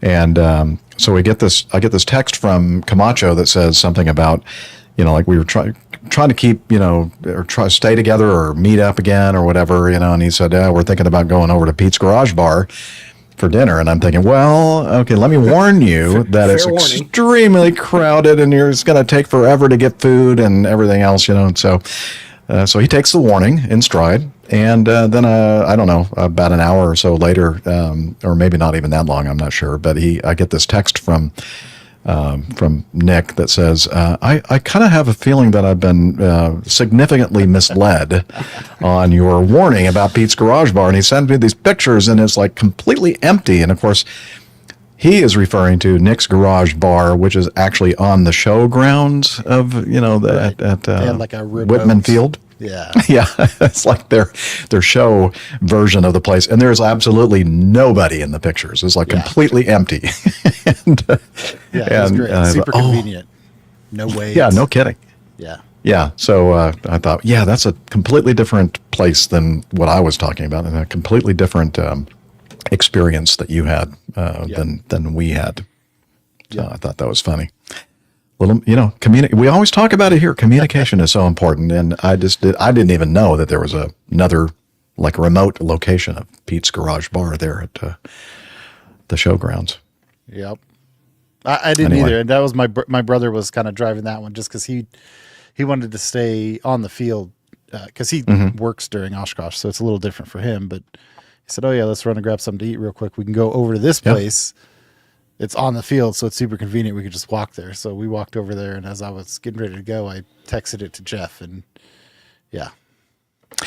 I wish communication. I wish that we had gone there. Of course, I don't know that it was probably not open at the time that we were there at that Saturday night, AJ. That's probably true. At the real Pete's Garage Bar, but that would have been such a more pleasant experience, and I probably would have stayed a lot drier. Yeah, well, after I had a great time. I know. And you were dry and all that. Yeah, okay. Yeah, I learned my lesson for sure. Never hang out with AJ at Oshkosh. That's what I learned. You just gotta fully commit. That's all. Great to have you back, Nick. And glad to hear everything is going well in your work and home life, family life. And I hope you guys have a great time at the Royals game. Yep. My son's super excited because we got a voucher, some local place here sells vouchers where you can buy this voucher, right, and get 2 tickets to a game, and it can be, you can select the game, and it's not all the games, but there's a fair amount of options. And from the beginning of the summer, my son was just like, I want to go watch the Royals play the White Sox because the White Sox are terrible, and I want to make sure I see the Royals win. Okay. Fingers crossed, right? Right. So that exactly. And it's, it's funny because when we were going to Oshkosh, the way that everything was working out, he had ended up having a baseball game rescheduled on Wednesday. That's why we were so short. Our trip was so short, right? We got in Sunday morning and had to leave Tuesday night to get home for his baseball game on Wednesday. But when we were talking through it all, the Royals actually played in Chicago at the beginning of the week of Oshkosh. And I was like, if you'd be willing to miss your baseball game, maybe we could fly into Chicago on Monday, watch the Royals game, spend the night in Chicago Monday night, and then drive to Oshkosh Tuesday. We could be there Tuesday through Sunday or whatever. And he was like, oh, I want to do that, but I also really want to get to Oshkosh and I want to get to my baseball game. And so then we ended up listening to the Royals game, a little bit Monday night at the campground. And the Royals ended up beating the Cubs pretty convincingly. I think it was 8-2 or something. And the next day he was like, man, one of the reasons that I decided not to go to the Royals game is because I thought they were going to lose because the Cubs have a really good record. If I had known they were going to win, I would probably rethink it. So he's a very results-driven fan. Yeah. Yeah. That's funny. All right. Very good. AJ, what have you been up to, sir? Or how's that new job going? It's going. It's been good. Pretty relatively steep learning curve, but been doing pretty well. So I'm enjoying it. Enjoy getting to know the instructors as well, and figuring out everybody's kind of personality type and how their brains work and what they're expecting. So we're working hand in hand with the instructors that are teaching the actual ATC students. So getting to know their preferences on what to do and when situations come up and stuff has been pretty fun. Great group as well, so that's been good. Yeah, other than that, still beating our head against the wall with this stupid RG airplane. It's we got it fixed, and now the landing lights don't work after we put the radios in, which has nothing to do with the radios, but it's just every time. I was just going to say, perhaps you miswired them, but obviously not. No, it's just been one thing after another with this airplane. Every time you hit the microphone switch, the lights come on. Yeah, it's great. It also goes into a sharp left bank, but that's still, I don't think that's related either. Not a problem if you're ready for it. Yeah.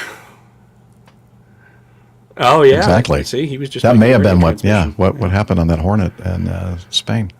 Yeah, so it's just been a bit of stress dealing with that, and then we got some possible chances of some new interesting airplanes being leased back to the club. A possible 6-seating airplane and maybe a twin, but both of them are, I'd say, a little bit far out for anything definite. But the opportunity is there, so it's been interesting trying to navigate all that and figure out what's necessary in the plans and things. Other than that, my wife had a birthday this week, so she's officially older than me again. So I get to hold that over her head for about 4 months. So that'll be fun. I only cry because that's exactly what my wife does for 6 months of every year. you know, calls me an old man. Yep. So she catches that. Yeah, but hopefully we're going to have a little get together this afternoon, have some fun, have some beers, and hang out. So we'll see how it all goes. No, I did.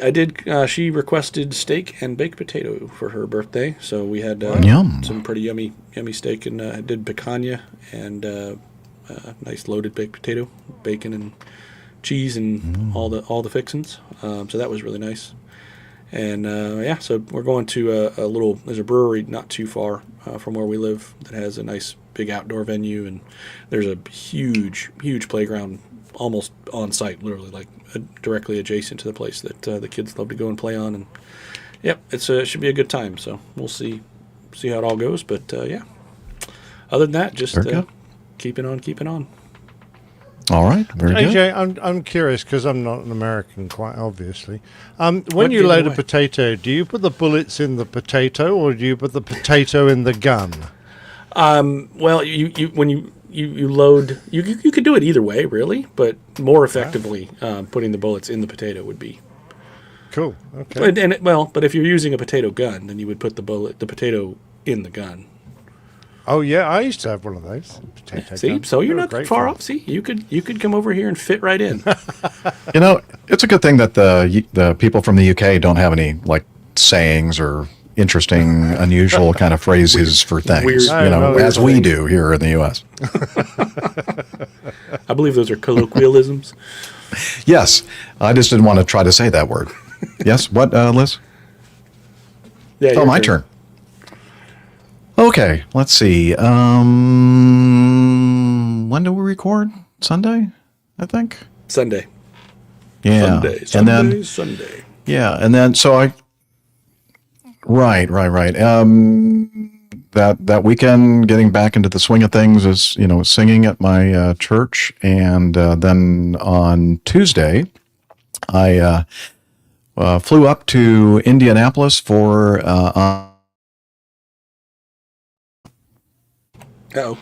We lost you. What happened? Yeah, I know. Everything was like spinning we're still here. Things. Yeah, you can. Am I back? You're back. Yeah. That's weird. I don't know what happened there. Okay, so the Tuesday of this past week went up to, and I mentioned it on the last show that I was intending to do this. So I flew up to Indianapolis for the wedding. Not the wedding. Gonna have to definitely cut that one out. For the funeral of that lady, that Vietnamese woman that I met at Oshkosh that we talked quite a bit about, especially on that last episode, and our experiences with Antu. Anyway, her the visitation was on Tuesday, the funeral on Wednesday, and I got to try for the very first time since I've retired from actively flying at Delta my non-revenue travel benefits as a retired person now, a little bit lower on the list of priorities. And but it worked out because there were a bunch of seats available on the flight up and the flight back. So, right, it wasn't anything that there were very few seats available. So that worked out well. Let's see, and I got a chance to meet up with just so many wonderful people that, and I think I tried to express, and I think AJ knows what I'm talking about, how this bigger than life personality onto the lady that died in the plane crash. How she affects people, and it's really hard to explain exactly how she manages to do that, and how she manages to get people to do things that you really didn't volunteer to do, but you're kind of voluntold to do, and then you kind of smile and go, "Yeah, I'd really love to do that for you." Anyway, so. In my experience, she was a very frustrating person who was really hard to stay mad at. Exactly. Yes. If that makes sense. That's a great way to say it. And you know what? I got a chance to hear from a lot of people, a lot of her students, a lot of people that knew her in other contexts. And the theme running throughout it is that so many people were, just touched by her and captivated by her soul. And it was really, almost overwhelming, just the outpouring of just wonderful things about her. And anyway, so as I said, I got to meet a bunch of her students and other people associated with her in various aspects of her life, her family as well. And it was a great experience. I'm so glad that I went up there. I think I've established some new friendships that could be, something that blossoms into something into the future. And I'm very glad that I went up there and had that experience. And so that's what I did Tuesday through Thursday. And then I came back, and in the Catholic Church, there's a solemnity, feast or solemnity, I guess, for the Assumption of Mary. It's a thing that pretty much the Catholic Church does exclusively, and it's a big mass. And so I sang in the vigil for that on Thursday. Not a big mess, but a big mass. And then the next day, yesterday, I sang in two separate masses for the Feast of the Assumption. And then, just in a couple of hours, I'll be back up at the church for the vigil for the Sunday Mass. And then, of course, singing again tomorrow. So I enjoy doing it, obviously. And anyway, so that's what I've been up to. Oh, there's a local jazz club in Alpharetta that I've been going to a few times that I went to on Thursday evening. It was kind of like a open mic kind of jam. Don't worry, I wasn't up there singing or playing anything. I was just watching and enjoying the real live jazz. A lot of amazing musicians that are here in the area. Anyway, so that is pretty much what I've been up to. Now, this might be a good time to share the meetup. Micah and Dana meetup. Okay. Let me know if you're ready for that, and I'll see if I can find the audio. Are you? Okay. I am not. I'm going to try to find it. Here we go. Okay, so Micah has been busy hosting people up in his neck of the woods, Portland, Maine. One of those personalities that he hosted recently, I don't know, it's been probably about a month now, I think. He sent me the audio for this and some pictures, and he met up with Dana. So I'm going to let him tell us all about it in this audio. Here we go. So you're going to hear some background noise, or maybe a little bit of wind. Oh, I can hardly hear that. Some cars go by, or some people go by. Yeah, hang on. I'm sitting on Commercial Street in Portland. Let me go over here to... Wow. I got the volume way up too. It was okay in England. Oh, was it? Maybe it's just me. Maybe my volume, personal volume, needs to be up a little bit more. Okay, let me start it again from the beginning here. So you're going to hear some background noise, or maybe a little bit of wind. You may hear some cars go by or some people go by, because I'm sitting on Commercial Street in Portland, Maine, on this beautiful bench in the shade. About 100 yards behind me is the harbor. Right in front of me is Hobson's Landing, and just to my left is Becky's Diner, where last I was just there just a few minutes ago with Captain Dana, who came up to visit. Well, also he had to fly an airplane here, and we just had a great dinner. And Captain Dana, welcome back to Portland, Maine, and it's so great to see you. Maine man Micah, what an absolute pleasure to be here in this wonderful city of Portland, Maine. Getting to enjoy the beautiful weather that we have. Pretty high humidity, but from Maine, but it's still pretty low in my book. Very nice afternoon, clear skies, light breeze, and we just got through eating an unbelievably fantastic dinner over here at Becky's, where we enjoyed each other's company for a good while, having a great dinner. Well, Dana, it's so good to see you. I'm really glad you're here. And, I wanted to bring you back to the listeners because when we last left you on the Journey as Reward, you had told us all about what it's like to fly a line and all the things you have to think about and what it's like to be captain with a major airline, and you fly for Acme. And sometimes there were so many other things we wanted to talk about in regards to that. And sometimes, even though you're very senior and you have a line, things can go not as planned. And for example, to come up here to see me today, you were supposed to fly your A320 up this way, but you were in Boston. It didn't quite work out. You ended up on an RJ. They decided to punish you. And, well, a couple of different Acme regionals. But what happened, and how often does it happen?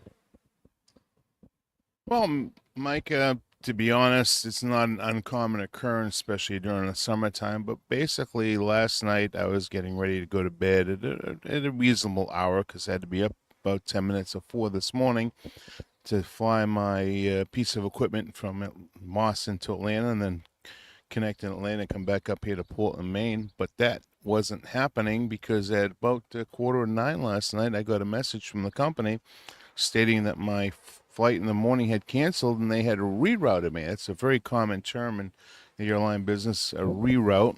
And that reroute was not optimal.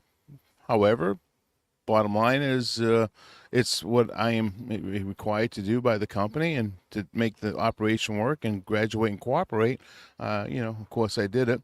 And the reroute included flying on a couple of regional jets. I had to go from Boston all the way down to LaGuardia, which is complete opposite direction, only to fly back up here to Portland, Maine. Both about 55-minute flights, roughly. And the first RJ that I got to fly on was the 175, the E175, which is a little bit bigger, more of a standard airliner type of major airliner type configuration, a little bit wider body. And the E175 is pretty nice riding airplane, still a little more cramped than most, but probably similar to a 737, which tends to be a little more cramped than most. The second one, after I was in LaGuardia, I got the opportunity to fly on the CRJ 900. Haven't been on a CRJ 900 in quite some time. And yeah, it's a little more cramped than even the E175 because that is a pretty narrow fuselage. And again, wasn't particularly comfortable. But the bottom line is I got really lucky, and that was that I got to be in an aisle seat, not against the window, because if I was against the window, I just, with my big shoulders, just really don't fit there very well. All in all, that's kind of the woes of the airlines, and that's what happens is, when you show up to work on Monday, which is what I did, you pretty much know that you can come home on Wednesday. That's generally what the plan is, and what happens in between, you kind of have to go with the flow because the airline has to have their operation, and nothing always goes as planned. Now, not necessarily does it happen all the time. However, it does happen occasionally. And all right, to be fair, I would much rather have flown all the way to Atlanta, even though I had to be at the airport at 4:25, I think, this morning. I would much rather the pickup was a 4:25, excuse me, for a 4:45 show and 5:45 push. I would have much rather have done that than sit as a passenger in the back of the airplane. You know, what pilot doesn't want to fly an airplane? And so at the end of the day, we both agreed, my first officer and I, that we were kind of tired just because we sat in the back of the airplane. I'd much rather be up front flying. So when a reroute happens, it happens, and sometimes it's flying, sometimes it's riding. Well, it could be worse. You could be like our good friend Stephen Ivy, who flies for a fractional ownership company, and he never knows where he's going to be or when. And there's an airplane flying right over us right now. So, Dana, I wanted to ask you about something else, because over the past 5 years or so, you've changed aircraft 3 times, which is a little unusual, but you were in a tough situation. You were flying the MD-88, the MD-90, and Acme retired those, so you had no choice. You had to go someplace else. So you moved to the 737 and stayed there for a while and found that didn't quite suit your needs, and you moved then from there to the A320. So I'm kind of curious about what it's like changing aircraft and learning the new aircraft, and what you liked about the ones that you flew, what you miss, and what you would change about the one you're currently flying, knowing about the other ones if you could. Well, Mike, basically when you show up to training, all 3 airplanes are airplanes, but you have to forget what you have already learned about the other airplanes, because they're all 3 different. Excuse me, sorry. Hi, how you doing?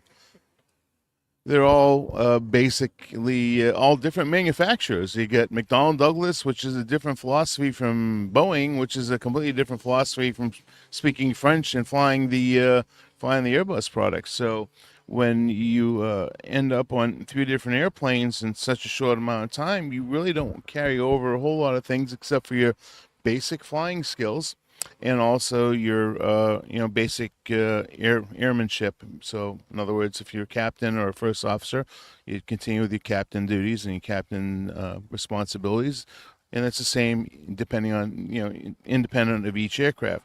But where it comes challenging is learning the individual systems and how the aircraft's philosophies apply to the operation of the airplane. The 88, obviously McDonnell Douglas product, an older way of thinking, had some digital in it, but mostly analog.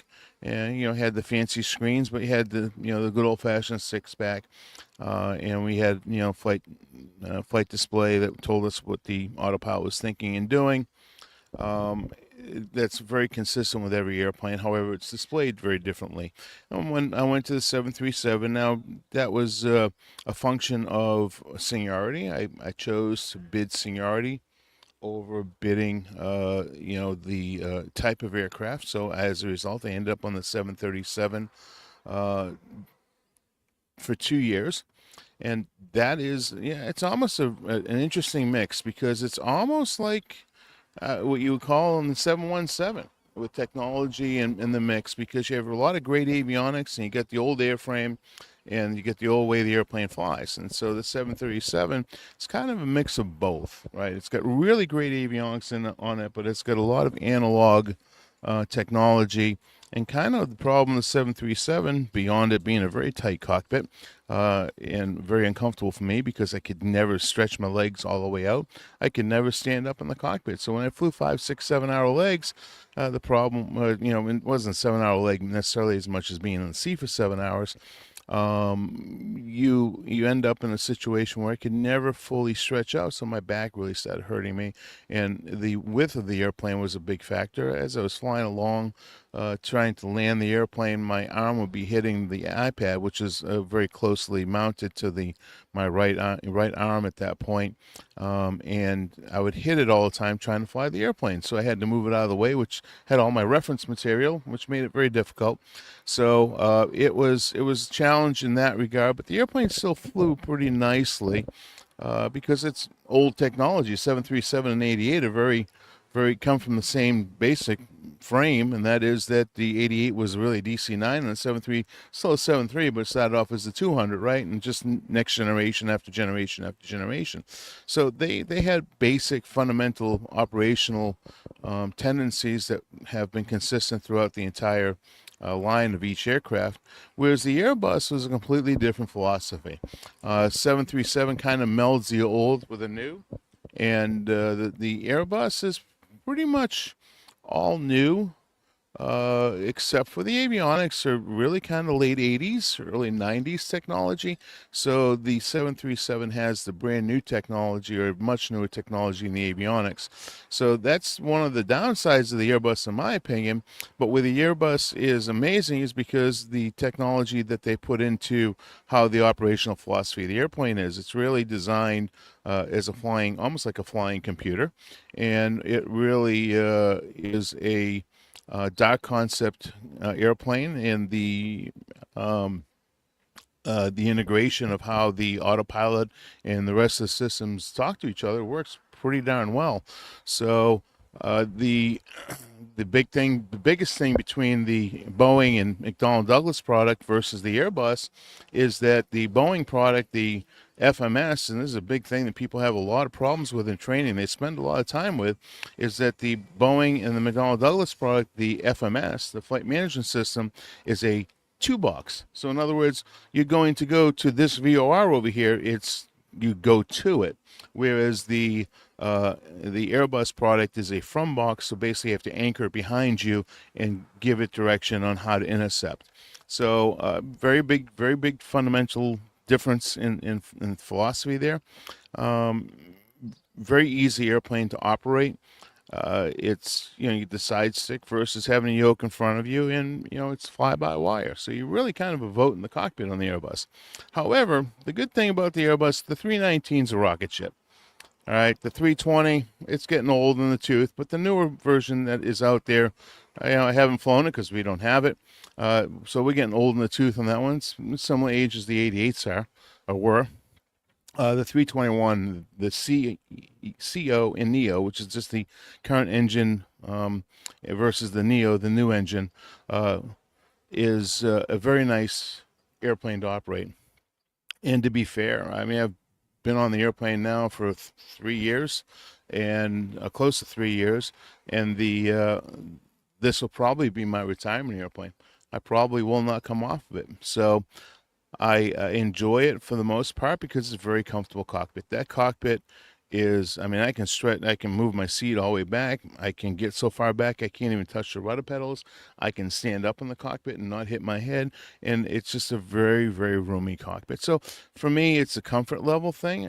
Do I dislike the 737? Not necessarily. I love the avionics on it, way better than the Airbus. But if you take all of this great thing about the Airbus and the great things about the 737, you put them together, you'd have a perfect airplane. But there's no such thing as perfect anything in the world, is there? So at the end of the day, the training on each one of them, you have to go into it knowing that you are going to have to learn a completely whole new philosophy, not only an airplane, but a whole new philosophy on how to operate the aircraft. Dana, thank you so much. And I just have to correct you on one little thing, and that is, well, you said there's no such thing as anything perfect except for the lobster bisque we had tonight. Yeah, I'll tell you what, the food was perfect tonight. So in the company, of course, spending some time with you is absolutely perfect every time. Dana, it's great to see you. So glad you could make it back up here to Portland. Thanks for taking the time to talk with us here on the show. And, I guess we'll head back to the studio now. All righty. Here we are. All right. What a great interview, Micah. Thank you, Captain Dana. Always nice to hear from you, and glad to hear that everything is going well with your career and the airplanes you're flying and all that kind of stuff.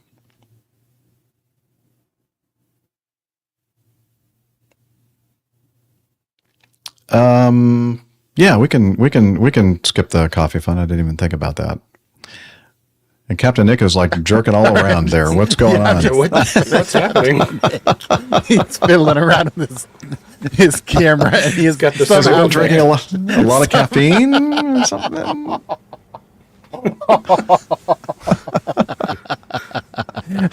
You might want to go make an appointment with your doctor. Nick, spit it out. Whatever it was you ate, spit it out. Call 999. 9. All right. All right. Okay, it's feedback time. Okay, here we go. Let's Hang on a minute. play What about the artwork? Oh yeah, artwork in stereo. Oh wait, we didn't even talk about Captain Nick. Didn't even do anything for getting to know us. Yeah. Well, you noticed. Oh, marvelous. I just now. that was. Okay, wait. Okay, so I can fit this in. I can fix it in post. So, Captain Nick, what have you been up to since the last show? Not that we forgot to ask you about that, and we're actually now putting this in the proper order in the audio podcast. Indeed. No, absolutely nothing. So you can move on.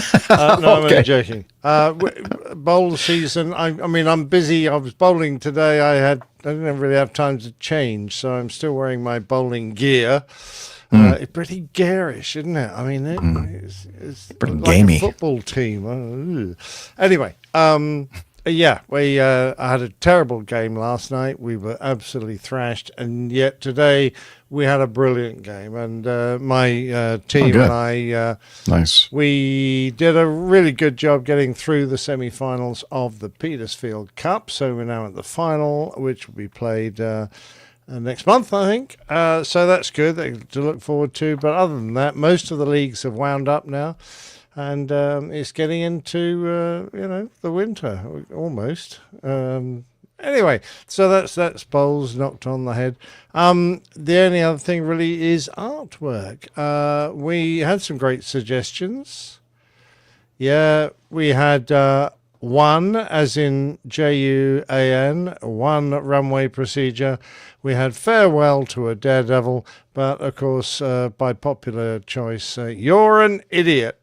Was yes the choice, and everybody said, even if you didn't saying it, you were thinking it. So I've got just about everyone from the crew there looking up or thinking about our air traffic controller, including the extra face there in air traffic. Did you recognize that, anyone? Yeah, looks like the extra like face a homeless in the person. Tower. Oh, in the tower. In the tower. Yeah, that's what the color guy. Max Headroom. Max Headroom. Max yes. Headroom. There you go. In fact, that's what you looked like earlier when you were jerking around on your video. Indeed. I was doing my impression. Ah. Anyway, Jeff, you're winking, so I'm not quite sure why you're winking away there. But we have got a homeless man in there. Is it winking or wincing? Yeah, wincing. And I'm holding my idiot's guide. So it's all about idiots. However, we did manage to squeeze the usual in there. Look at that If you want to watch. find the show number, look on Jeff's watch. There you go. And That's one of my favorite times of day. 6:72. 6:72. Yeah. Look, pretend it's a German one. Okay. 0612. Right. And the logo was, Nick is about to eat it because it's on the foam Gotcha. windshield of his microphone. And I think the only other thing we needed to find was the jackass. And Well, we're all there. Oh, the penguin. Okay. Yeah. The jackass jumps over the moon. That's a good trick. Put it behind the banner when you Didn't try I to do go a close up of that? Obviously not. Yeah, well, the jackass is doing an ET fly home. Yes, there he is. There we go. The jackass is flying over the moon with a. Yeah, exactly. So that's the artwork for last week. If you've got any good suggestions for this week at the end of the show, please. Oh, okay. Excellent. All right. And we do have some contributions to the coffee fund, but we're going to go ahead and push that on to the next show. Well, where we'll honor you and acknowledge you. That's the word I was looking for. We'll acknowledge your contribution and thank you. Thank them. I don't know what the heck I'm saying anymore. Okay. We are going to do feedback now. Are we all clear? Okay. Clear for feedback. Clear, prop. Captain. Incoming message.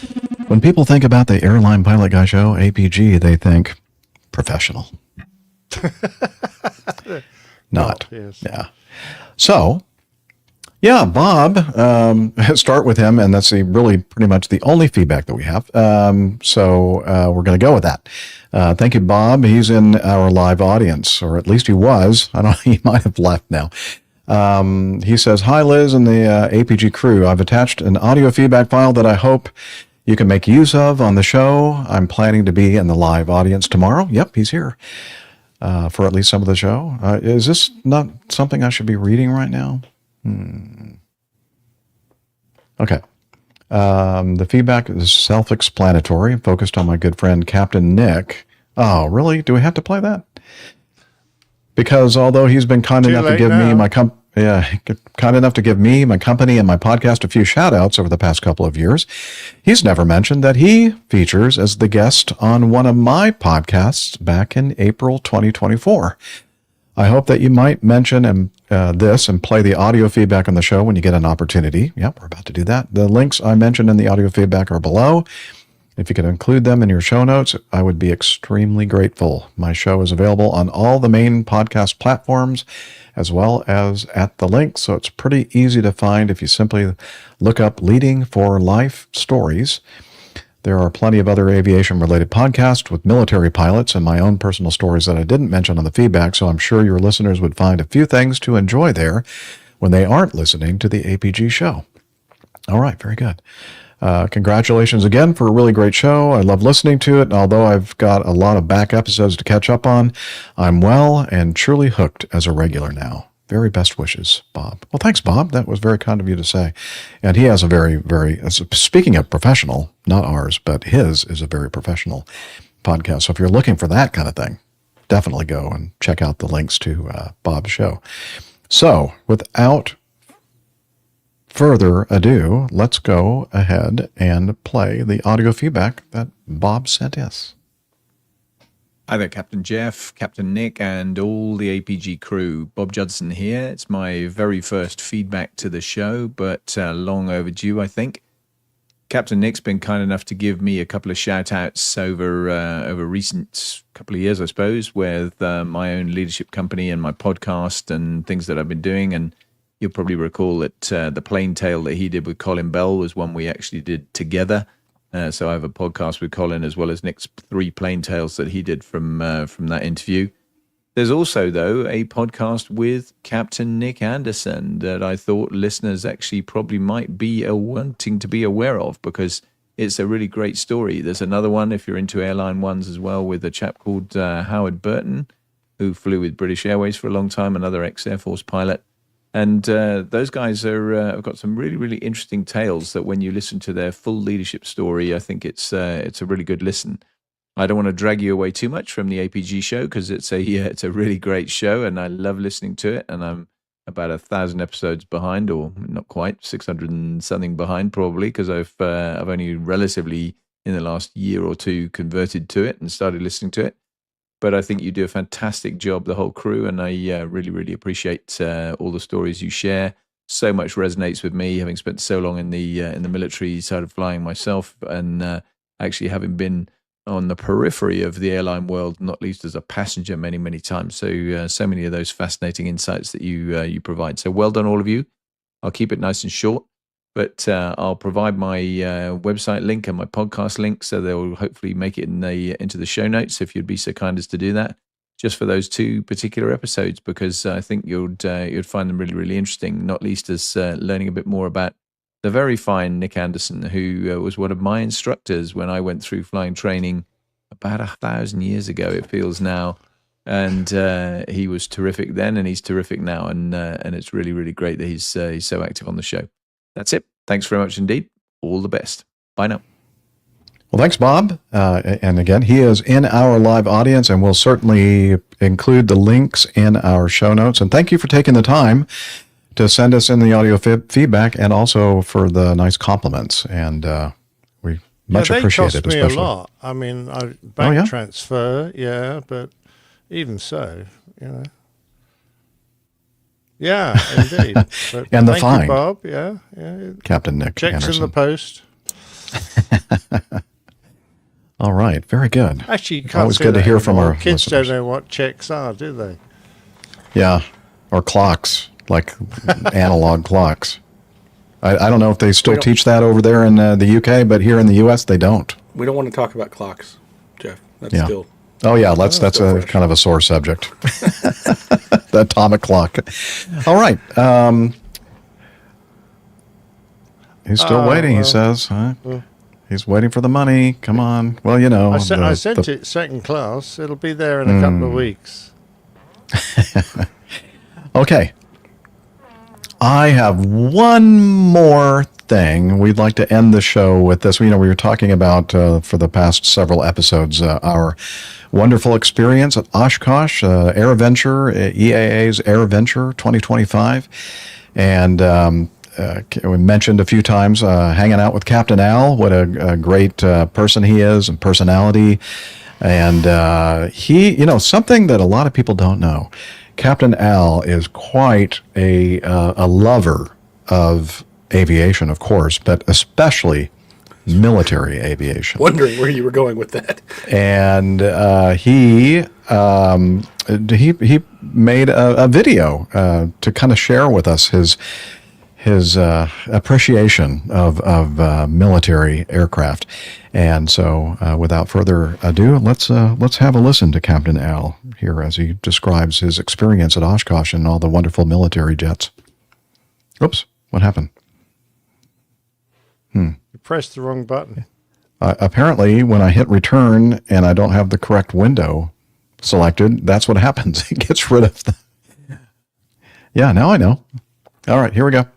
Welcome back, everyone, to Oshkosh. So no, really, it's grey. That's all you really need to know. Part of the military thing. It's grey. It's got 4 grey things. Grey tail. And you can get fairly close.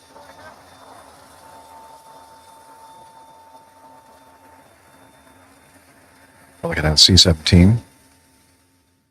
It's grey. There we go. Al has such a way with words. Well, we've got some sort of other military thing. It's kind of like a silver grey. I'll show you some more. Look, there's some more grey over there. Got some silvery grey stuff, and then some like grey stuff.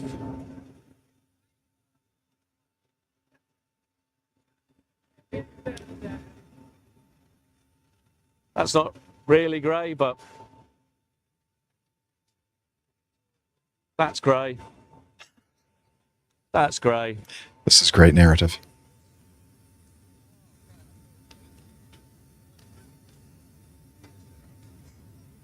This over here isn't grey, but kind of masquerades as grey.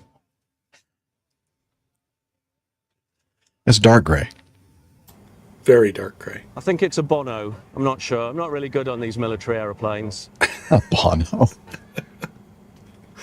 And this presumably is advertising tourism in New Hampshire. Again, I'm not too good on this.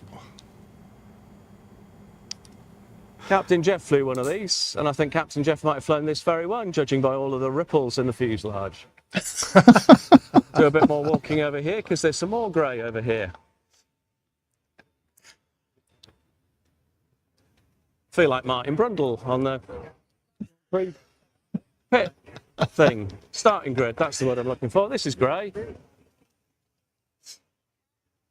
That's the big grey thing.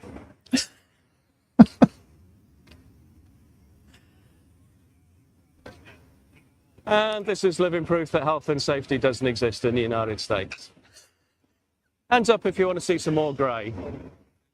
All right, take a little wander over here.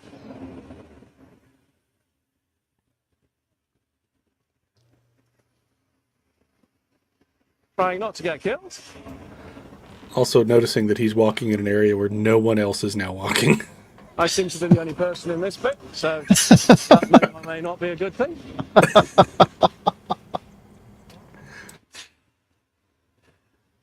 Yeah. It's called restricted if area. hasn't been able to stabilize the video, then you'll be sick now. I think he walked right through an area where he wasn't supposed to be. Yep, more gray. Has Jonathan Warner exploded yet? Because there's some more grey here. Oh, those grey things are expensive. These things are kind of like noisy grey. Expensive grey. Oh, that's old-fashioned grey. There's some more grey. Retired grey. And a Scrapped. bit more grey. So that's it from Tennis the court. grey part of Oshkosh. Bye for now. Very good. Well done, Al. Thank you, Captain Al. I think Hilarious. That was an in-depth tour of gray aircraft. I think that's Captain Al's favorite color or shade of black, which is gray. Yeah. Anyway, grayscale, yeah. So, so a lot of that was him walking around, and toward the end there, he was walking obviously through an area where he was not supposed to be because he was the only person, as he mentions in his narrative. And the reference made to Jonathan was because he is a photographer, avid military aviation photographer. So, anyway. Yeah, thanks, Al. 50 Appreciate Shades that. of Captain Al, yes. That's an entirely different video. Yeah, Yes. yeah, we don't want to go there. Well, I mean, we do, but we can't. Okay, it's time to wrap it up. Wow. It's been an unusual show. Let's see, we're going to go ahead and point you over to our website, airlinepilotguy.com, where you'll find all kinds of interesting things, I'm sure. And we're also on the social media, or what I like to call social meds, and I don't know who's going to be reading that, but it's not going to be me. I'll take it. Nah. Okay. Facebook.com/airlinepilotguy. We're on X, formerly known as Twitter, as @APG Crew, Instagram.com/APG Crew, or YouTube.com/airlinepilotguy. Basically, look up Airline Pilot Guy and you'll find us. There you go. Yeah, you'll find us out there. And also, we have something called Slack. And see if Hillel is... Oh, yeah, I'm bringing up the fader on that microphone in the bathroom. Don't ask me more. Hillel, can you tell us about Slack? Okay, but I'm dripping wet. All right, very good. Come over here and tell us all about it. APG listeners, please join us on our Slack team. Slack is a communication, coordination, and sharing platform that works on your mobile, laptop, or browser. On Slack, we share news and ideas, we suggest episode and plain tales topics, we plan events and meetups. To get into the Slack team, please email me at slack@airlinepilotguy.com. That's SLACK, Sierra Lima Alpha Charlie Kilo @airlinepilotguy.com, or send me a tweet with your preferred email address to @Hillel, and I'll send you an invitation. That's Hillel, spelled Hotel India 11 Echo 1, and see you in Slack. Thank you very much, Hillel, for that information. And we'd also like to thank our producer, Liz, who's back with us here Well done, Liz. in view. And we do appreciate all the hard work you've done and continue to do, and that you're still willing to put up with us. Yeah, We thank you for that. I am. Love you guys. We love you too. We also love our live audience, our live chat room. Thank you for showing up each and every week and entertaining us and helping us with information and distracting us as well. So we do appreciate that. Anyway.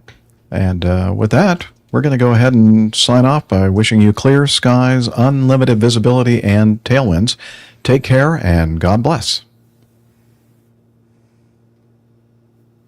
Bye, everybody. See you next time. You're welcome.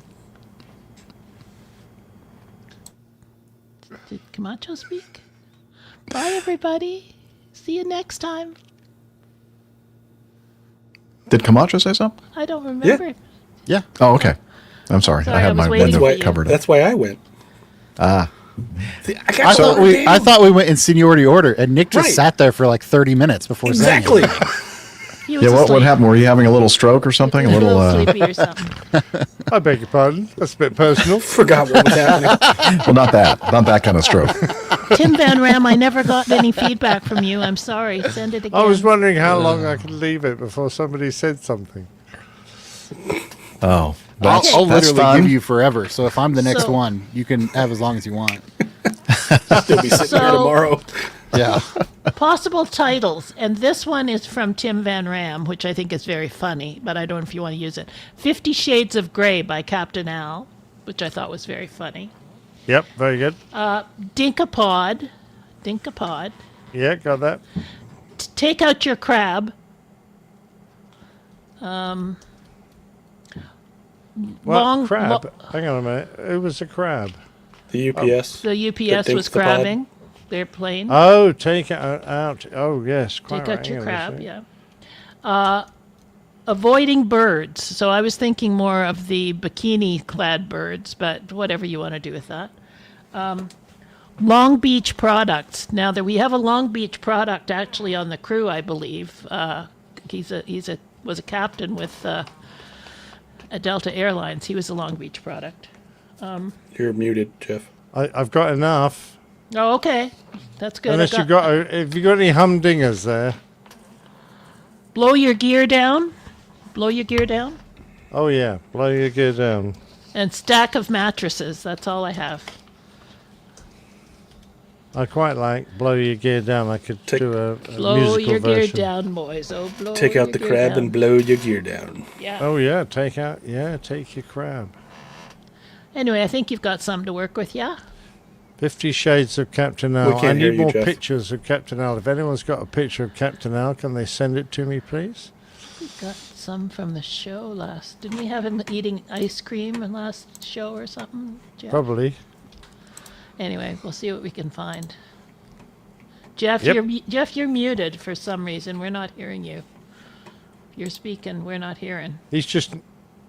Oh. Maybe he was. I know why. That's better. So I thought I was turning off my recorder, but instead I turned off my virtual mixer. Oh, good. First, he forgets Which to is turn it on. Then he. Anyway, never mind. Well, we get the picture. Thank you. We do. Anyway, you were trying to say when we couldn't hear you? I don't recall what I was But trying you to are say. you are a Long Beach product, right?